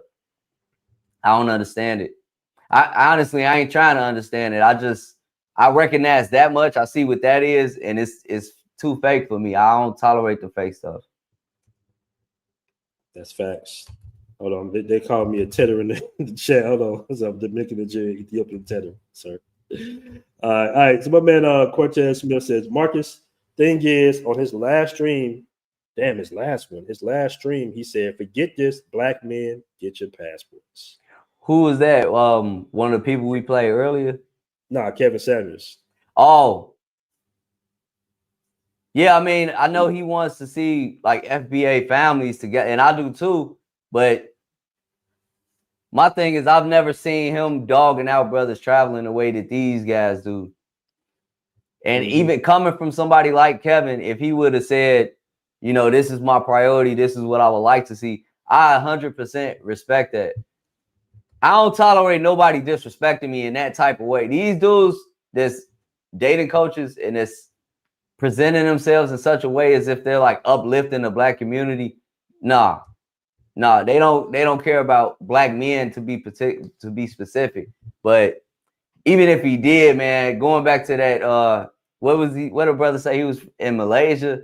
I ain't never been to Malaysia. Like, if you've been there before, give me some game. Tell me where to go, where not to go. Don't start off by saying, hey, don't be tricking off your money. Like J Class said it earlier, that's projection. Like clear projection. You could have mentioned anything. Right. He could have said, hey, go to this restaurant, or I got a point of contact over there. You know how many times I've been somewhere and people said, hey, reach out to my man. As a matter of fact, I'm going to link y'all up. It ain't got nothing to do with no females. If anything, they saying, be careful in this area. Make sure you reach out to these people or go to these places before you leave. That's how you uplift brothers. You don't uplift them by the first thing you do is shame them, then make a 30-minute video and then use it as a thumbnail for clicks. Like that's clown stuff to me. That's facts. And they're better than that. They're better than that. Like, you know, they could be doing great things right now, but this is just a bunch of internet beefing, internet back and forth. That's part of the reason I fell back from YouTube.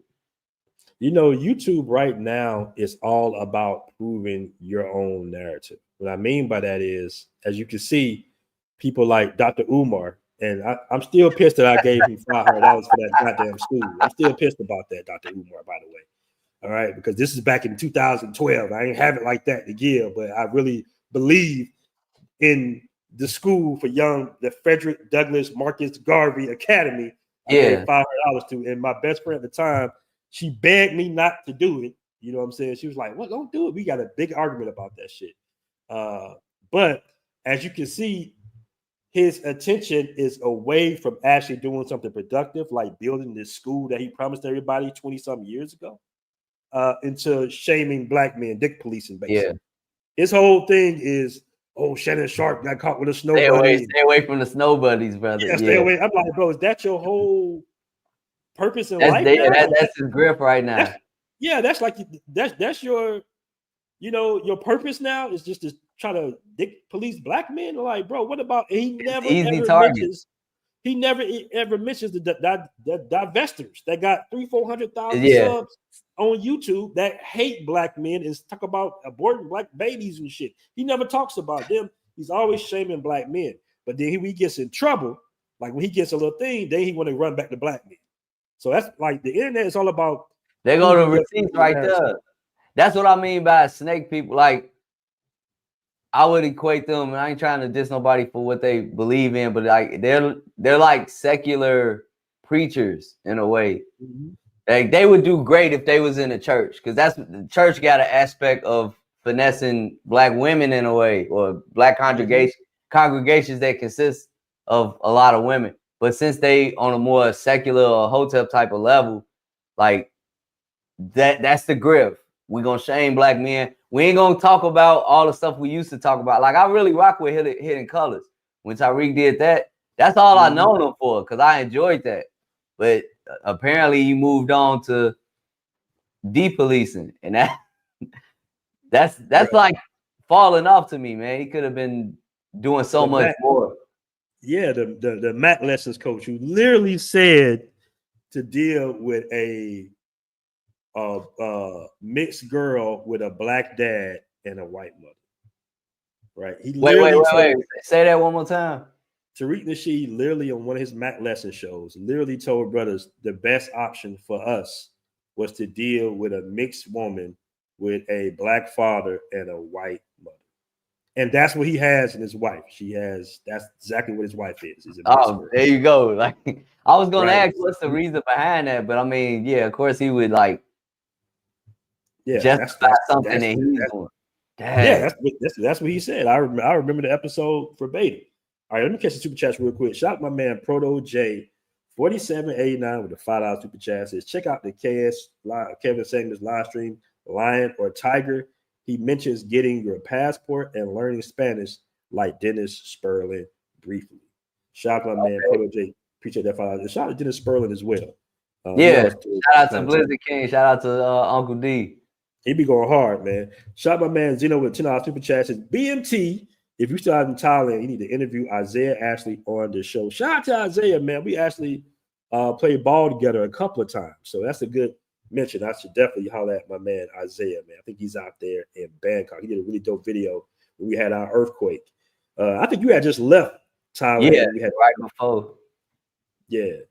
Man. It wasn't too bad out here in Pattaya like that. I didn't really feel it. Somebody says Umar Johnson and Teaching Chuck is another de-policing Negro. Who is Chuck? Teach him Chuck. I don't know who that is. Somebody said the best option of mixed chicks. Yo, Tariq is hilarious though, man. Like I said, he definitely switched up his demographic. He went from the mat lessons and trying to teach brothers how to. He was really the originator of the dating coach. When you think about it, it was Tariq. And this book was really good. Now Tariq does really good content. Documentary. I mean, I know he's funny, and like I said, I've seen him do his book was really good though. The Art of Macking, I believe his name is his book. It was good. It was solid. It was a solid book. I read it. It was a good book. He mentioned a lot of real stuff. That's man, I'm trying not to curse, my bad, but that it's sad to me because I rock with data coaches. They just don't rock with me. Because even when you go to that whole pimp era, my favorite book is Iceberg Slim. Like, I mean, bro, like I will learn from them, and I see value in what they have to offer, but I don't get it where they just shaming brothers for traveling. Like, why is that necessary? It's enough space for all of us. Why do they do that? It's crazy. And you know what, man? It's like, at what age do black men stop calling each other corny and nerds and shit? Like I'm in my 40s, bro. I'm not about to be hitting the nay. You know what I'm saying? Like I'm not about to be doing what my young dude is doing, bro. Like shout out to all my young brothers. Like, bro, you know, we all end up corny at some point. You know what I mean? Like I'm not wearing the newest fashions. Like, what is corny? That's another like, thing. How low do you have to be cool in the black community? How low you gotta be cool? I gotta be cool in my 50s. With the fashion and stuff. The fashion, I mean, that kind of phases out with age for some people, but even with traveling, I got this out there with you. Like, oh yeah, for sure. Nobody cares about that type of stuff but here. So like, why y'all mad that his brothers is finding their own lane and staying in their lane? Yeah, man. It's like when you're a brother, you gotta be hard, gangster, educated, swaggerlicious. Like it's just too much, bro. Like, man, just be yourself, bro. Swaggerlicious. Just be yourself. Oh yeah, you just like, come on, bro. Like, just be yourself. You know, just be yourself, bro. Like, I'm not doing no nose rings. You know what I mean? I'm not dyeing my hair. I'm not getting, growing, dreads and dyeing them purple with the crinkles and shit. Listen, bro. It is what it is. I'm an adult male. There's no corny. You know what? You know what's corny? Having a bad credit score. That's corny. Right. When you're an adult, you got different. You brag different when you're a grown man, bro. You brag different. All right, shout out to my man Detroit 313 with a 5 super chat, man. I really appreciate that. It says, yet they still don't say anything about Cynthia G, abort all black babies, and pretending like they keep drinking Kool-Aid off the black love. Like they got some real, like that's the thing that really pissed me off with Dr. Umar. I'm like, Dr. Umar, you have women from our community that have literally aborted 20 million black babies. 20 million, right? 20 million. To me, that's a bigger topic of discussion than what a brother decides to sleep with or bring. It's like a whole nother form of genocide. That's not being shamed or talked about. Facts. I got my man Ronan in the middle. What up, Ronan? What's going on, brothers? How are you guys doing? Man, we here, man. You out here having these conversations. I figure I need to pull up. Oh yeah. We talking about all types of stuff, man. Salute to you, Marcus. I heard you in the Navy Reserves. I'm a Marine. So okay, Semper Fi. Thank you for your service. Right. Yes, sir. So what's going on? Yeah, man, we just talking about all types of discussion. We're talking about the sentence movie briefly in the Passportbros shaming. They calling us corny and stuff like that. I'm like, man, how old do we have to be to not be cool though? Like, goddamn, you know what I'm saying? I was cool for 30 years of my life. I'm good now. Right. I've been saying this on several panels and on our show.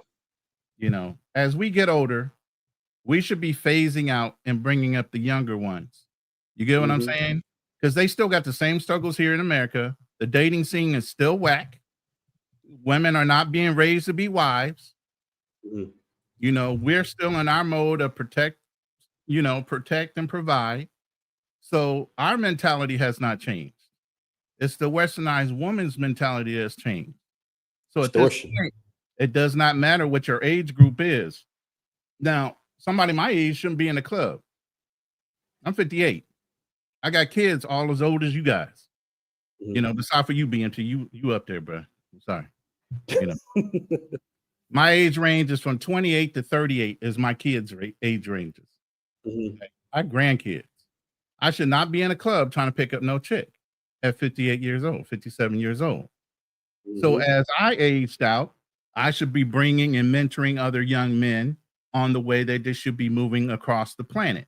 And I said, the planet, yeah, y'all need to get your passports. Y'all need to expand your horizons. And Marcus will tell you, the more you go overseas, the wiser you become. And the better appreciation that you have if you do love America, you're only going to love it a whole bunch more. Yeah, that's true too. But that only comes with wisdom and gaining life experience. A lot of brothers are running here, running their mouth and ain't got a lot of life experience.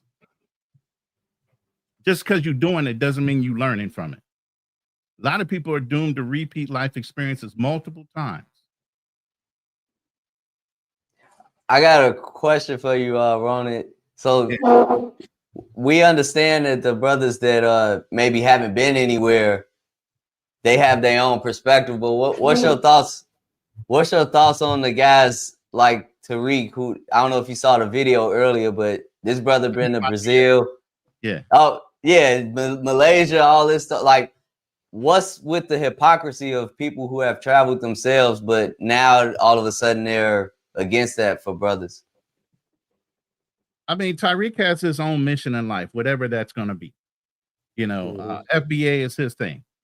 You know, he's for, our brothers here. And, if it ever comes down to reparations, and being a part or spearheading how that gets divided out. He's already set his little niche, his niche. You know what I mean? So he's waiting for that to come out, and all he's doing is reinforcing his position. That's a good point. What I think he's doing is reinforcing his base and building on that base. You got to pick a side, and then you got to stay there. Yeah, you might be able to glean one way or glean another way to say, hey, if you ain't finding it here, brothers, there's other places you can find sisters that might have a better mentality when it comes to, what you're looking for in a mate. So I don't want to speak too much on what he said because I didn't listen to this most recent podcast that he had. I want to go back and listen to it before I really say, unless you bring out some points. I don't want to go too far into, pros and cons of what he's saying because I didn't hear it. Oh, basically he was just shaming a brother for going to Malaysia. That's basically the gist of it. I don't know kind why. of low key roasting him, calling him a trick, stuff like that. Is it a way we could play it back for anybody in the chat that missed it? Yeah, I can play that. Let me catch the super chats real quick. Shout out to Detroit 313 with the 5 super chat, man. I really appreciate it. It says it's more than 20 million black babies were aborted. There's an update. Close to somewhere 35 million black babies were aborted. That's really sad. That's really sad. That's very, very, very disheartening to hear. Shout out with Cooling with Scoop with the $5 super chat. Says, I'm proud to say that I've mentioned some real brothers. Salute. Shout out to you, Cooling with Scoop, my man there. And I got my man again with $9 super chat, man. I really appreciate that. Met some real brothers. Corrections, LOL. So shout out my man, Cooling with Scoop. Let me pull that up again. Let me see if I can pull that up. But yeah, we was talking about Tariq because it's just like, bro, you was like the original Passport. And look, I said this in the chat earlier. Like when you played him in Brazil, that's the happiest I ever heard him. Like it's a certain joy and excitement. I'm like, you don't hear that from that brother no more. Well, like I said, I don't listen to him, but that was the big thing that stood out to me. Right. So that's basically, he was criticizing the guy that was in Malaysia for not going to certain tourist attractions.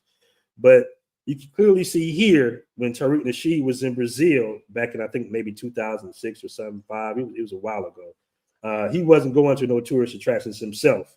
Yeah, I was going to say, what's that? Christ the Redeemer right there? Them look like some cheeks. Yeah, them like some cheeks right there. Right. Okay. They redeem it, but ain't nothing about Christ on the redemption. Right. But Phenom 11, he said, how do you tell a passport, bro? And who is it? You can't. That's the problem.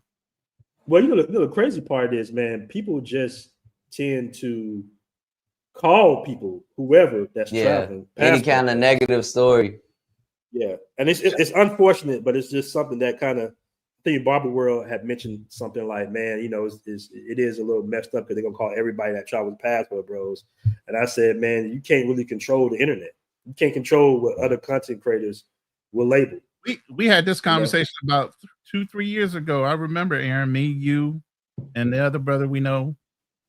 We've had this conversation offline about setting standards. And you said, no, we're just going to let it go the way it's going to go. Well, it's almost, I'm not going to say it's impossible, but to try to rail in everybody that mentions Passport Bros and be like, hey, this is the, it's like, it's a lot, bro. But if you think about it, Ronan, the narrative originally when it went viral was what? It was the tricking thing. Right. Now it's based on the dating thing now. So it has cleaned itself up over time. Because well, when now you got other cultures trying to adopt it into their culture as well. You got Asian passport bros, you got white passport bros. Now everybody wants that's what I was speaking to. Now you know it's kind of died down a little bit, but it still has that little bit of negativity to it. You know? Yeah, it was funny because I had ran into a guy, he was from Eritrea or Ethiopia, and he considered himself a passport bro. And I was just like, wait a minute. I think guys are going over there to meet girls, you know, traditional girls, but you're saying he's like, nah, man, it's different now. They're westernized. So I think at this point, you just got men from westernized countries, not even necessarily westernized countries, but are looking for certain values that women have globally at this point. We're going into like a global data market now in 2025. It is what it is here. It is what it is. Well, yeah, it's going to be cross-cultural. We're working off of the economy, especially the brothers that are traveling. We're working off of that anyway. You know, right? It's going to be interracial because it benefits us when in the other countries that we're in. That's facts. That's facts. You got brothers getting into crypto now, so we're just going into a different space in 2025. You got AI about to take a lot of jobs. It's just everything's going into a different space right now. Yes, sir. Yeah, I was trying to play that clip, Marcus, but for some reason it's still loading, bro. So I don't know what's going on. It's all good. I mean, it's nothing you haven't heard before. Like he had a brother on the show, a young guy, and the guy, look, this brother said, I'm traveling Southeast Asia throughout the rest of the year. I would applaud that because I can't even do that. But Tariq had different words for him. He was like, yeah, don't trick off all your money. And it was just like, why was that necessary? But Tariq should know that depending on what country he's in, he's actually saving money. Exactly. So yeah, the food is better. The quality of life is a little bit better depending on what country you're going into. You don't have to go and live in a slum. You can live in a nicer area for way cheaper and have the same amenities you had in the United States. If not better. Bagging some money. If you go overseas for 6 months to a year and you come back with a negative credit score, there's something wrong with you. Your bills should be paid. You should have money in the bank. Mm-hmm. You should be able to drop a couple grand on something when you come back. Facts. That's the big play. That's the big play. Like guys are going. Oh, my bad. Go ahead. No, I was just saying that's a play right now. Guys are saying, you know what? I'm gonna go to Colombia. I'm gonna go to Brazil. I'm gonna go to Thailand for like a year or two, and I'm gonna pay down my debt. You know what I'm saying? And I'm gonna come back to America. I'm gonna buy me some real estate. Like that's the play. Because how can you realistically stack up your bread and pay down your debt if your rent is $2,400 a month? And going up. Yeah, the price is going up here. Part of what I just one bedroom in Chicago. You don't even have to come over to. You don't have to come over to these countries and live like below your means. You're actually gonna live better, right? Yeah. Like how much is a one bedroom running right now in Chicago? Well, I'm right outside of Chicago, but in Chicago, I had a one bedroom that was $1,100 a month. But man, that was like 2022. It's not bad. Yeah, but no. Like it's constantly going up because I got old neighbors, like guys that stayed in the building I'm in, and they kept asking me, "Hey, did they go up on your rent? Did they go up?" I'm like, "No, I moved. I'm not there no more." Mm-hmm. So like even buying a house, I bought my first house. My mortgage is like about the same for a house than what I was paying for a one bedroom. If you include like parking spaces and storage spaces, I had storage spaces and stuff like that. The best of us, that is absolutely not true, man. You will find places that have better amenities for way less traveling overseas than here in America. That's James. James be switching up his YouTube name a lot. James, pull up, bro. James we did a luxury interview vlog of what's the name of that joint? That's funny he said that because we just did an interview with like a luxury apartment complex. Oh, you say drop the link. It's been dropped.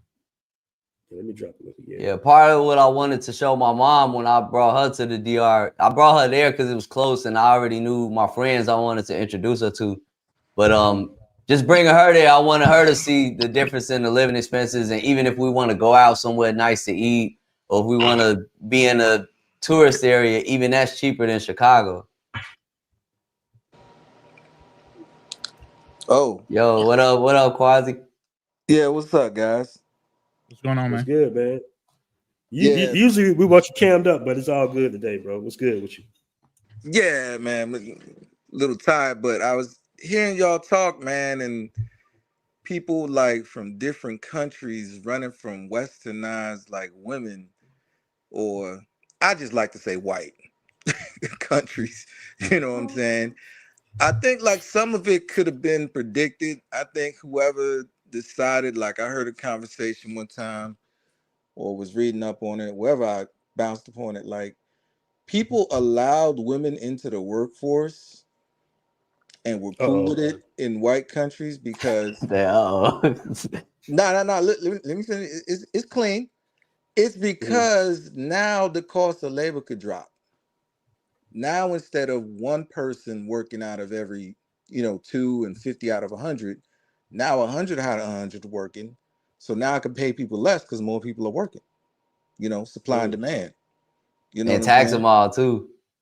Exactly. Start adding everything you're thinking about what people would do now that more people are working. Instead, when like in the 70s, like I think my uncle, he tripped me out one time. He told me like, yo, yeah, back in like 72, 75, his one salary could take care of him, his wife, his 2 kids. His car would be paid off in 2 years. Right. His house would be paid off in 10, and the job had a pension. Like, dang. You flash forward to the 80s, all the unions broken up. No, so no more pensions. Well, corporate America got rid of those pensions for a reason. I come from the financial background, so they got rid of those real quick because you got to die in a pension. The 401k plan, that's on you. That's your investment. You take the risk. It ain't no risk on them. But once you paid into a pension plan, it didn't matter how long you lived. You still paid, and your family benefited from that until you died. Yeah. Corporate America didn't want to keep on doing that. Yeah. And the thing with women is that women, unlike men, we get this, we understand the value of a woman even though they need us financially. When a woman gets finances, they don't understand the value of a man. They don't act like us, like, oh, I still see value in you. It's like, oh, if you ain't paying my bills, you nothing to me. I don't want to talk to you. You know what I'm saying? While it's easy still for a man as an actor like Matt Damon to end up marrying a waitress, which he did. You know what I'm saying? He sees a value in her. You know what I'm saying? And I think it's also obviously if it's like a woman could give you children, but I think men also see a value in women in general without having to say, I need you to pay for things for me. And in countries where women still need like protection from men, like because it might be more dangerous, but also need a man to actually, provide for them. I think that's where you have like there's just more of a value of a man, obviously. So when these countries become white, I like to say, when women are working and they start to not see it, it's like there's no balance to it. There's no stopgap. It's just you are everything if you could provide for me versus you're nothing if you can't. You know what I'm saying? It's crazy. That's what we're dealing with. So I guess go ahead. I just want to add on to that. In this particular environment, even if you can provide, now you're on the hook with the state. That's the thing I got a problem with. Because let's say you top shelf, whoever, you all that could be taken away because it's a Tuesday and she bored. Like that's scary to me.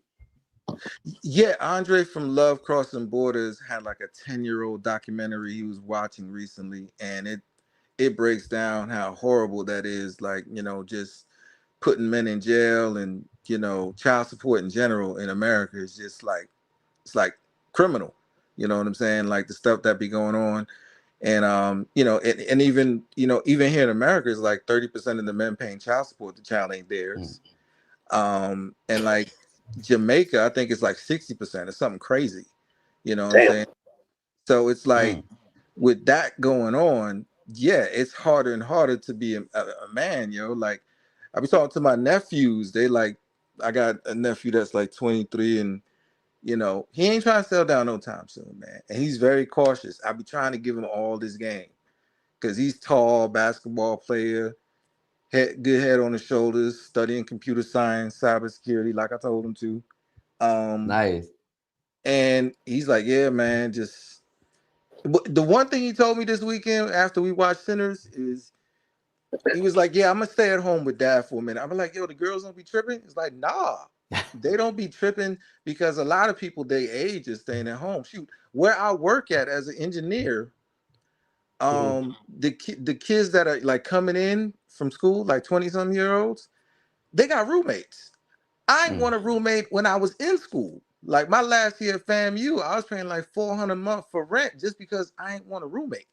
Like I was like, I don't, and these kids have to come out and get what's quote unquote a decent paying job and have to get a roommate to survive.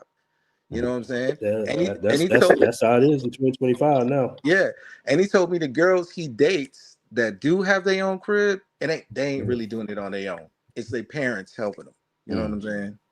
Their parents or OnlyFans, one or the other. Let's look for my man James to the show. What up, James? What's going on?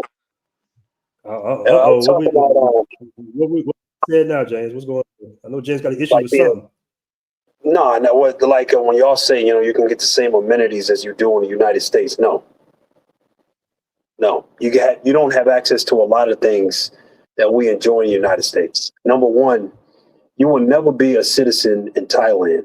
You will never be a citizen in the DR. You will never be a citizen in Colombia or Brazil or Japan. You're never going to be a citizen. Different. Hold on, bro. That's different than being Ron's talking about something totally different. We're not talking about being citizenship, brother. I'm talking about. I don't want to speak for you, Ronan. But no, you got to let me finish my presentation. Okay, go ahead, brother. Go ahead. I'm talking about when you say that, you know, you get the same thing as you need in the United States. That goes into play because it's all about location. And when you can just say, I'm gonna call this place home, you need a little bit more than AC and a good kitchen in order for you to call a place home. You know, whatever you consider home, like when you look for apartments in whatever country you go into, the things that you look for you to feel comfortable there is more than that. And you got to make sure, because there's a lot of people I talk to out in these foreign countries, and, you know, they talk about what they, what they don't like about the country. And I'm like, you had that in the US, but I don't really talk about it because I don't want to get in no pissing contest with nobody.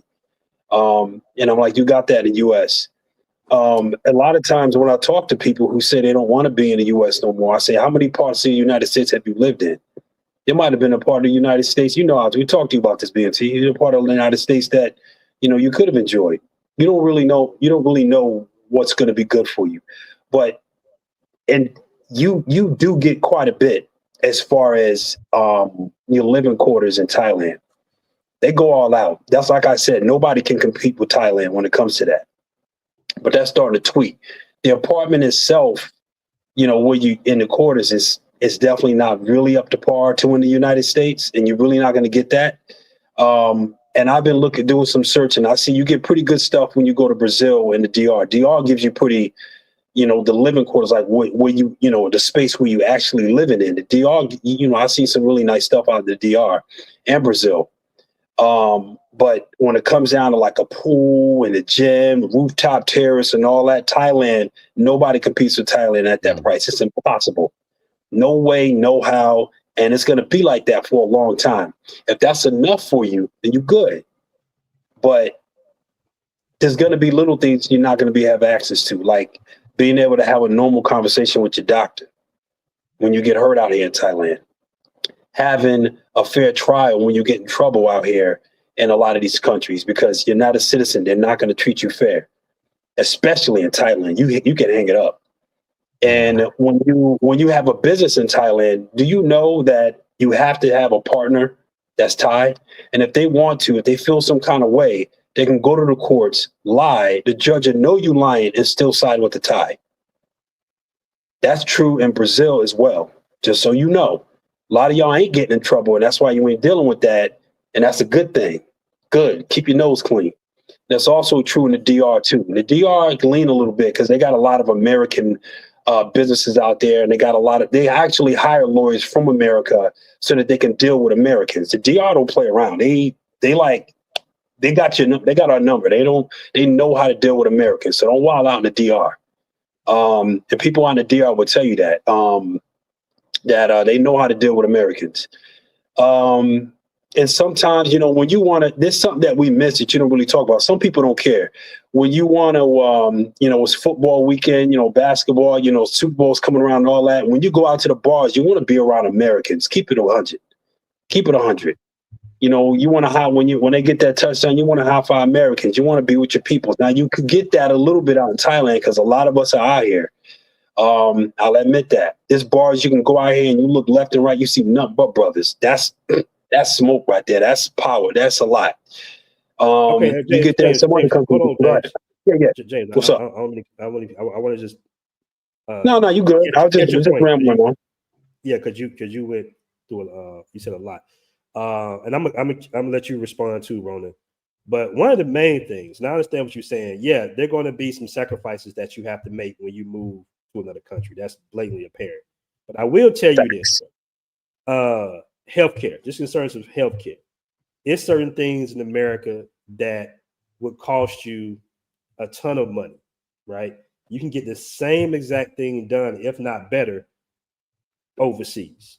Dental, medical, even surgeries in some cases, you can get, and that's a big part of it. That's a big part of why some people, especially older, want to live overseas, because you can save, if not thousands, hundreds of thousands of dollars in concerns of healthcare. And you can even pay out of pocket. You can even get your insurance company. You can tell your insurance company that's going to deny your claim half the time. You can say, hey, I know you're going to deny this claim. I got this $50,000 knee surgery. But instead of me doing it here, will you cover it in Thailand? Can I cover it in Thailand for $15,000? So that's a big thing. And I'm not saying America doesn't have great amenities. I'm just saying that's something the give and take that you with. Ronan, you want to jump in? I mean, I was talking about amenities as far as the way you live. Now, lifestyle changes, you're going to have to go to some extremes. The food, the water. I mean, just like when you go down to Mexico, you can't drink the water. You can't drink tap water.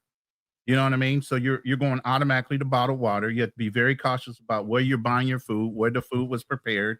I was just talking to a brother that was in the Philippines. He had ice in his glass. You know if that ice has been filtered? You get what I'm saying? You got to worry about Montezuma's revenge just for having a drink. And it might not even be alcohol. That's why half the brothers are sitting there drinking a cerveza or something versus drinking bottled water. So there's certain things that you're going to give up. Yeah, you're not going to have all the creature comforts of America. You grew up here. This is your comfort zone. But some of us are used to being able to rough it and do some things that you're willing to give to get. You're going to make those adjustments. You're going to get into a community. And there are communities, even in the Philippines, where you have extreme poverty to extreme wealth. There are huge lines when it comes to that. You got very modern cities like BGC, Soho, Makati. There's so many different cities within certain countries where you have every amenity and every technology thing that you can get in America, you can get there. Now, I mean, what all do we need? Exactly the same. Well, 5G if I could play devil's advocate, I agree and I appreciate what James is sharing, because these are conversations we should have. It's still like clarification that I'm looking for in terms of like legal ramifications, even with like business and dating and things like that. So I'm interested in what James is saying, but I also want to make the distinction. Like, he's not saying don't go anywhere. Them the people I got a problem with. He's not saying don't travel. And he also raised the point, make sure you see the US too. Right. I still ain't seen all the US. So like that's one of my goals. But my problem is with people that's It's twofold. The people that's never been anywhere, they're saying stay at home. And the people that have been somewhere and they got the nerve to like be a hypocrite about it, telling you don't go somewhere. Or if you do go somewhere, it's all about tricking and like any type of negative stereotype they can attach to brothers that's traveling. Yeah, I mean, CC made a good point real quick. He said, most of us are miserable in the United States. We're willing to make trade-offs. Yo, Brazil in the building. I mean, I don't want to mess up the brother first name. He was a retired chief. Go ahead. No, you was still going? I'm sorry. No, I was just shouting out. I was shouting out somebody in the chat. Oh, you said that. Yeah. I definitely can. What BMT was saying about healthcare is facts, and there are a lot of people who come here for healthcare. They literally fly to Thailand to get healthcare. They do it in Mexico. Americans, that's old thing, flying out to Mexico and flying to Canada to get healthcare, and it's cheaper. They do it in Turkey. That is well known. They've been doing it for a long time. But if they make a mistake in that health treatment, they shrug their shoulders. Go home. Sorry, we cannot help you. I'm sorry you made a mistake. Go home. We can't help you. That's the stuff I worry about. And I know that I do get healthcare out here, but I'm pretty healthy. I never really have to go to the medical department for much anyway. But just checks, get my blood looked at, making sure I'm eating the right things. Do that constantly. Just fair warning. Get your blood check and see a nutritionist on a regular basis. I don't mean to interrupt. Do you carry your own personal insurance, or do you pay out of your pocket? I pay out of pocket, but I do have the VA. So if I need like something, I can always fly back out to the U.S. and get done. Actually, I can fly to the Philippines. I've done that already to do some extreme dental care. I had to get a tooth pulled and had to put a crown on. I did that in the Philippines. So, and I like the other thing too, as a veteran, as a retired veteran, we can retire next to a military base all over the world, and we could get healthcare on a military base. So we move a little different than other people. So, so we can't really have that full conversation with people because they look at us like we ain't veterans. We can't do that. So, but BMT, you're definitely right about that. But I worry about legal ramifications a lot. I think about that a lot because I've been the victim of, legal ramifications of things that I didn't do one too many times. And I'm realizing that I need to make sure that I move different. I just got bad luck, whatever the case may be. And I made it out of it by being smart. So that's important to me.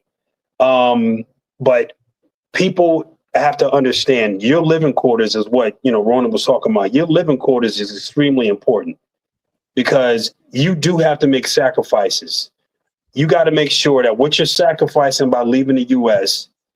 can be outweighed by the gain of going to that foreign country. And you need to really look at that very, very carefully, because you may get there and find out the hard way that what you're sacrificing is not gonna be worth it. And there's a lot of people who don't really realize what they're sacrificing because they don't look at it enough, because they're so comfortable and privileged in the United States is what they have access to.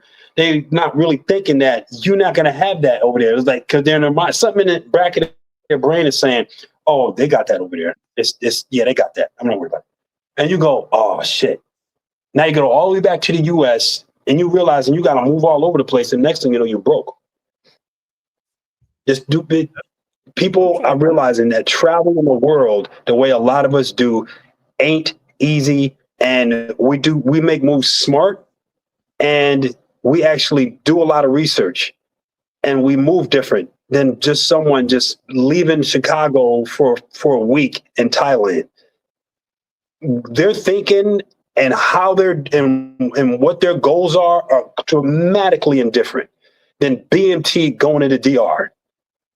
BMT goes to the DR, he gonna be, what's going on? What's the logs? What's going on in the DR? Let's look at the news. What is the exchange rate? Okay, make sure I have where is this place I need to go to because I get my needs. How far away is it?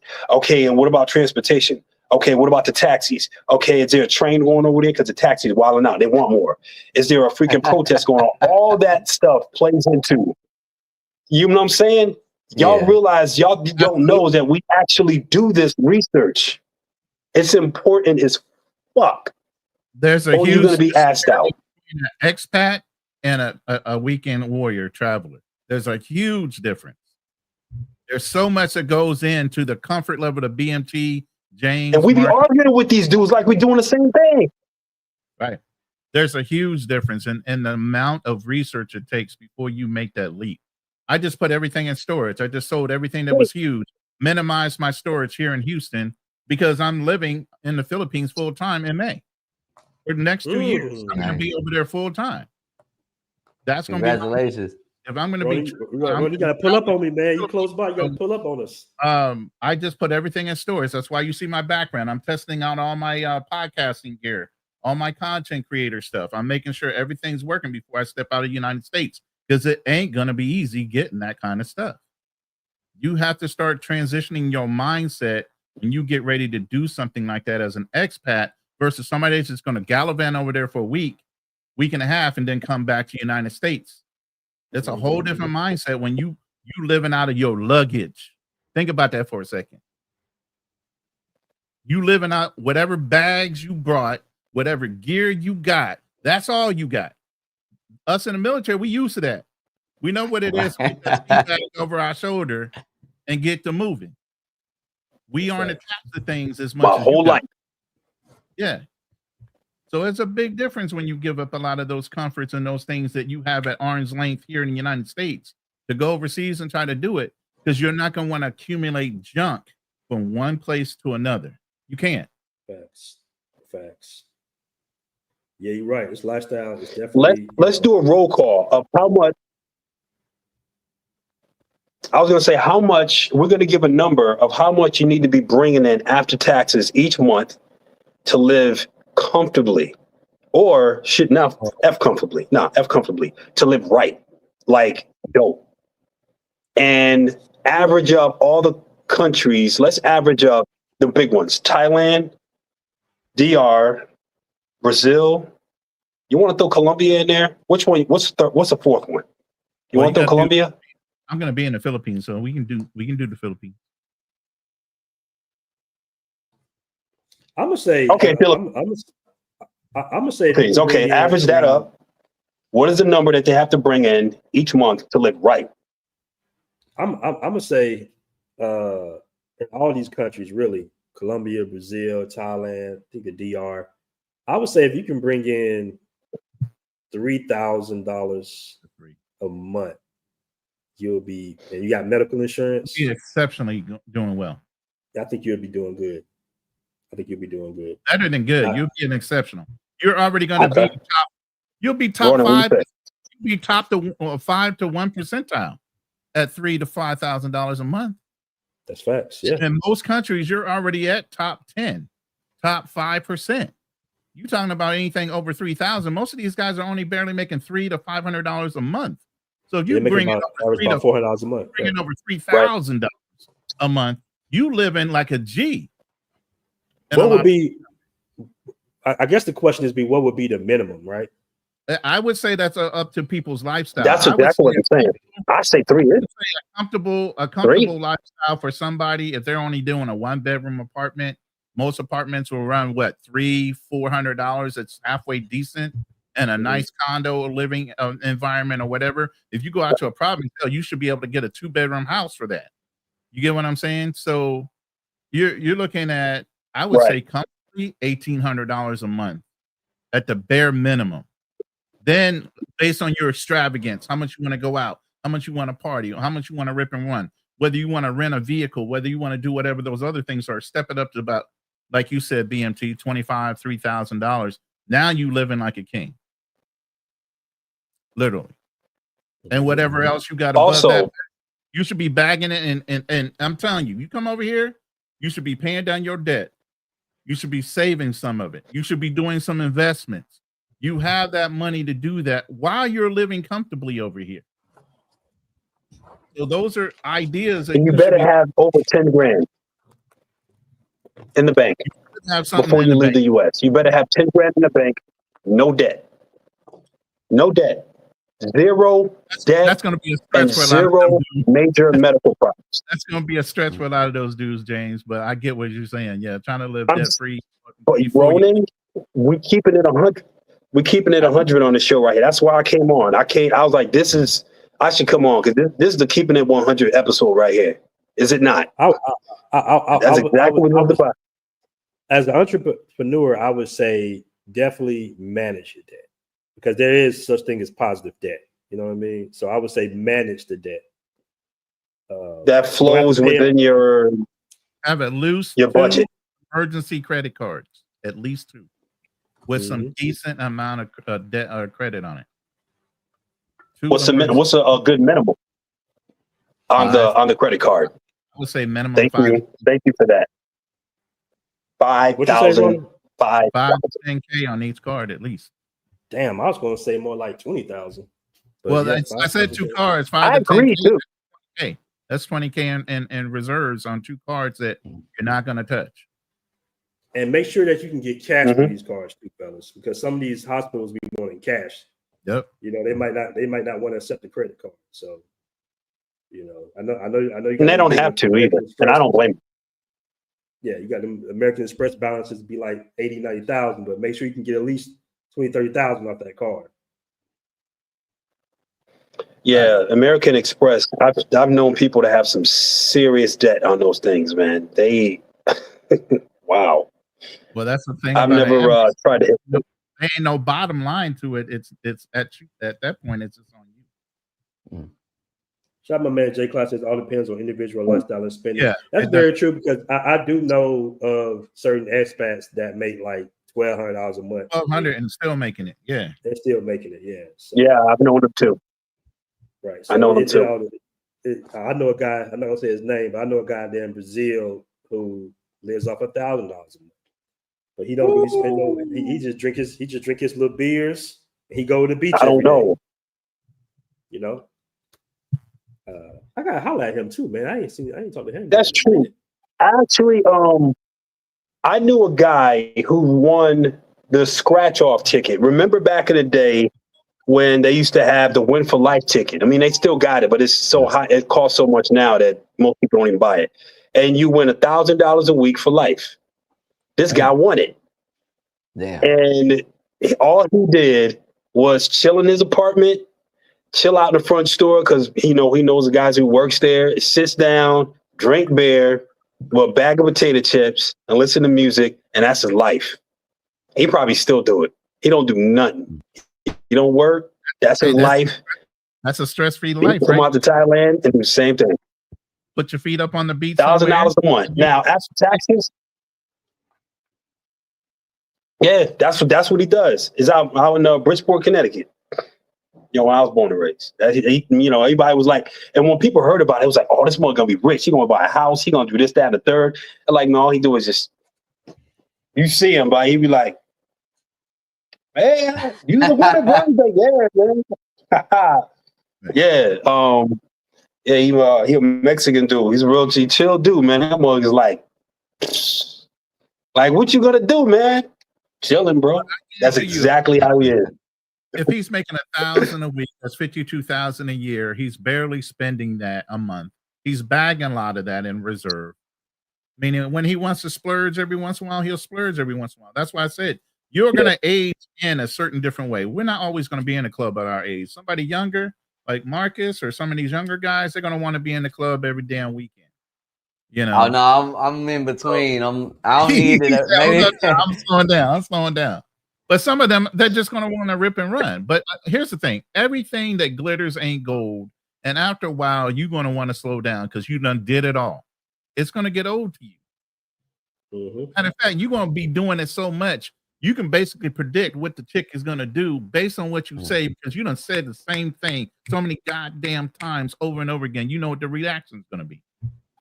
It's going to get predictable. So you're going to get bored. with these conversations, I'm more of a student. That's why I told BMT I might have been traveling early, but I couldn't consider myself an original passport bro because all my jobs I stuck here in the US. So the longest I stayed out the country was 2 weeks besides deployment. But even this year I'm going like 2 weeks here, 3 weeks there. But yeah, BMT will tell you like I only need 2 or 3 nights of party and then I'm just chilling the rest of the time. I like to go out and do the touristy nerd type stuff. So like you said, you start seeing the same stuff over and over, it get kind of old. Yeah. So what I do like, I like introducing new ideas. Yeah. So then what do you do with your life after you done did it all and seen it all? Yeah, I mean, you're gonna have to have some peace within yourself. Best believe you're gonna have some conversations with yourself about why you there and what you really trying to do. What's the meaning of life? Get out and get in a place by yourself and you don't know the language, you ain't got nobody to talk to. You're gonna start talking. Oh, yeah, it's just you. It's just you. I've been through that. I've definitely been through that, man. That's one of them adjustments you got to make. But like I said, it's not for everybody, but it's damn sure for me, man. Well, guys, we've been talking for a minute, man. I got to go ahead and end the show. Of course, we can do this again. I want to appreciate everybody for coming on the Sunday rundown. Closing words from everybody. James, you got any closing statements?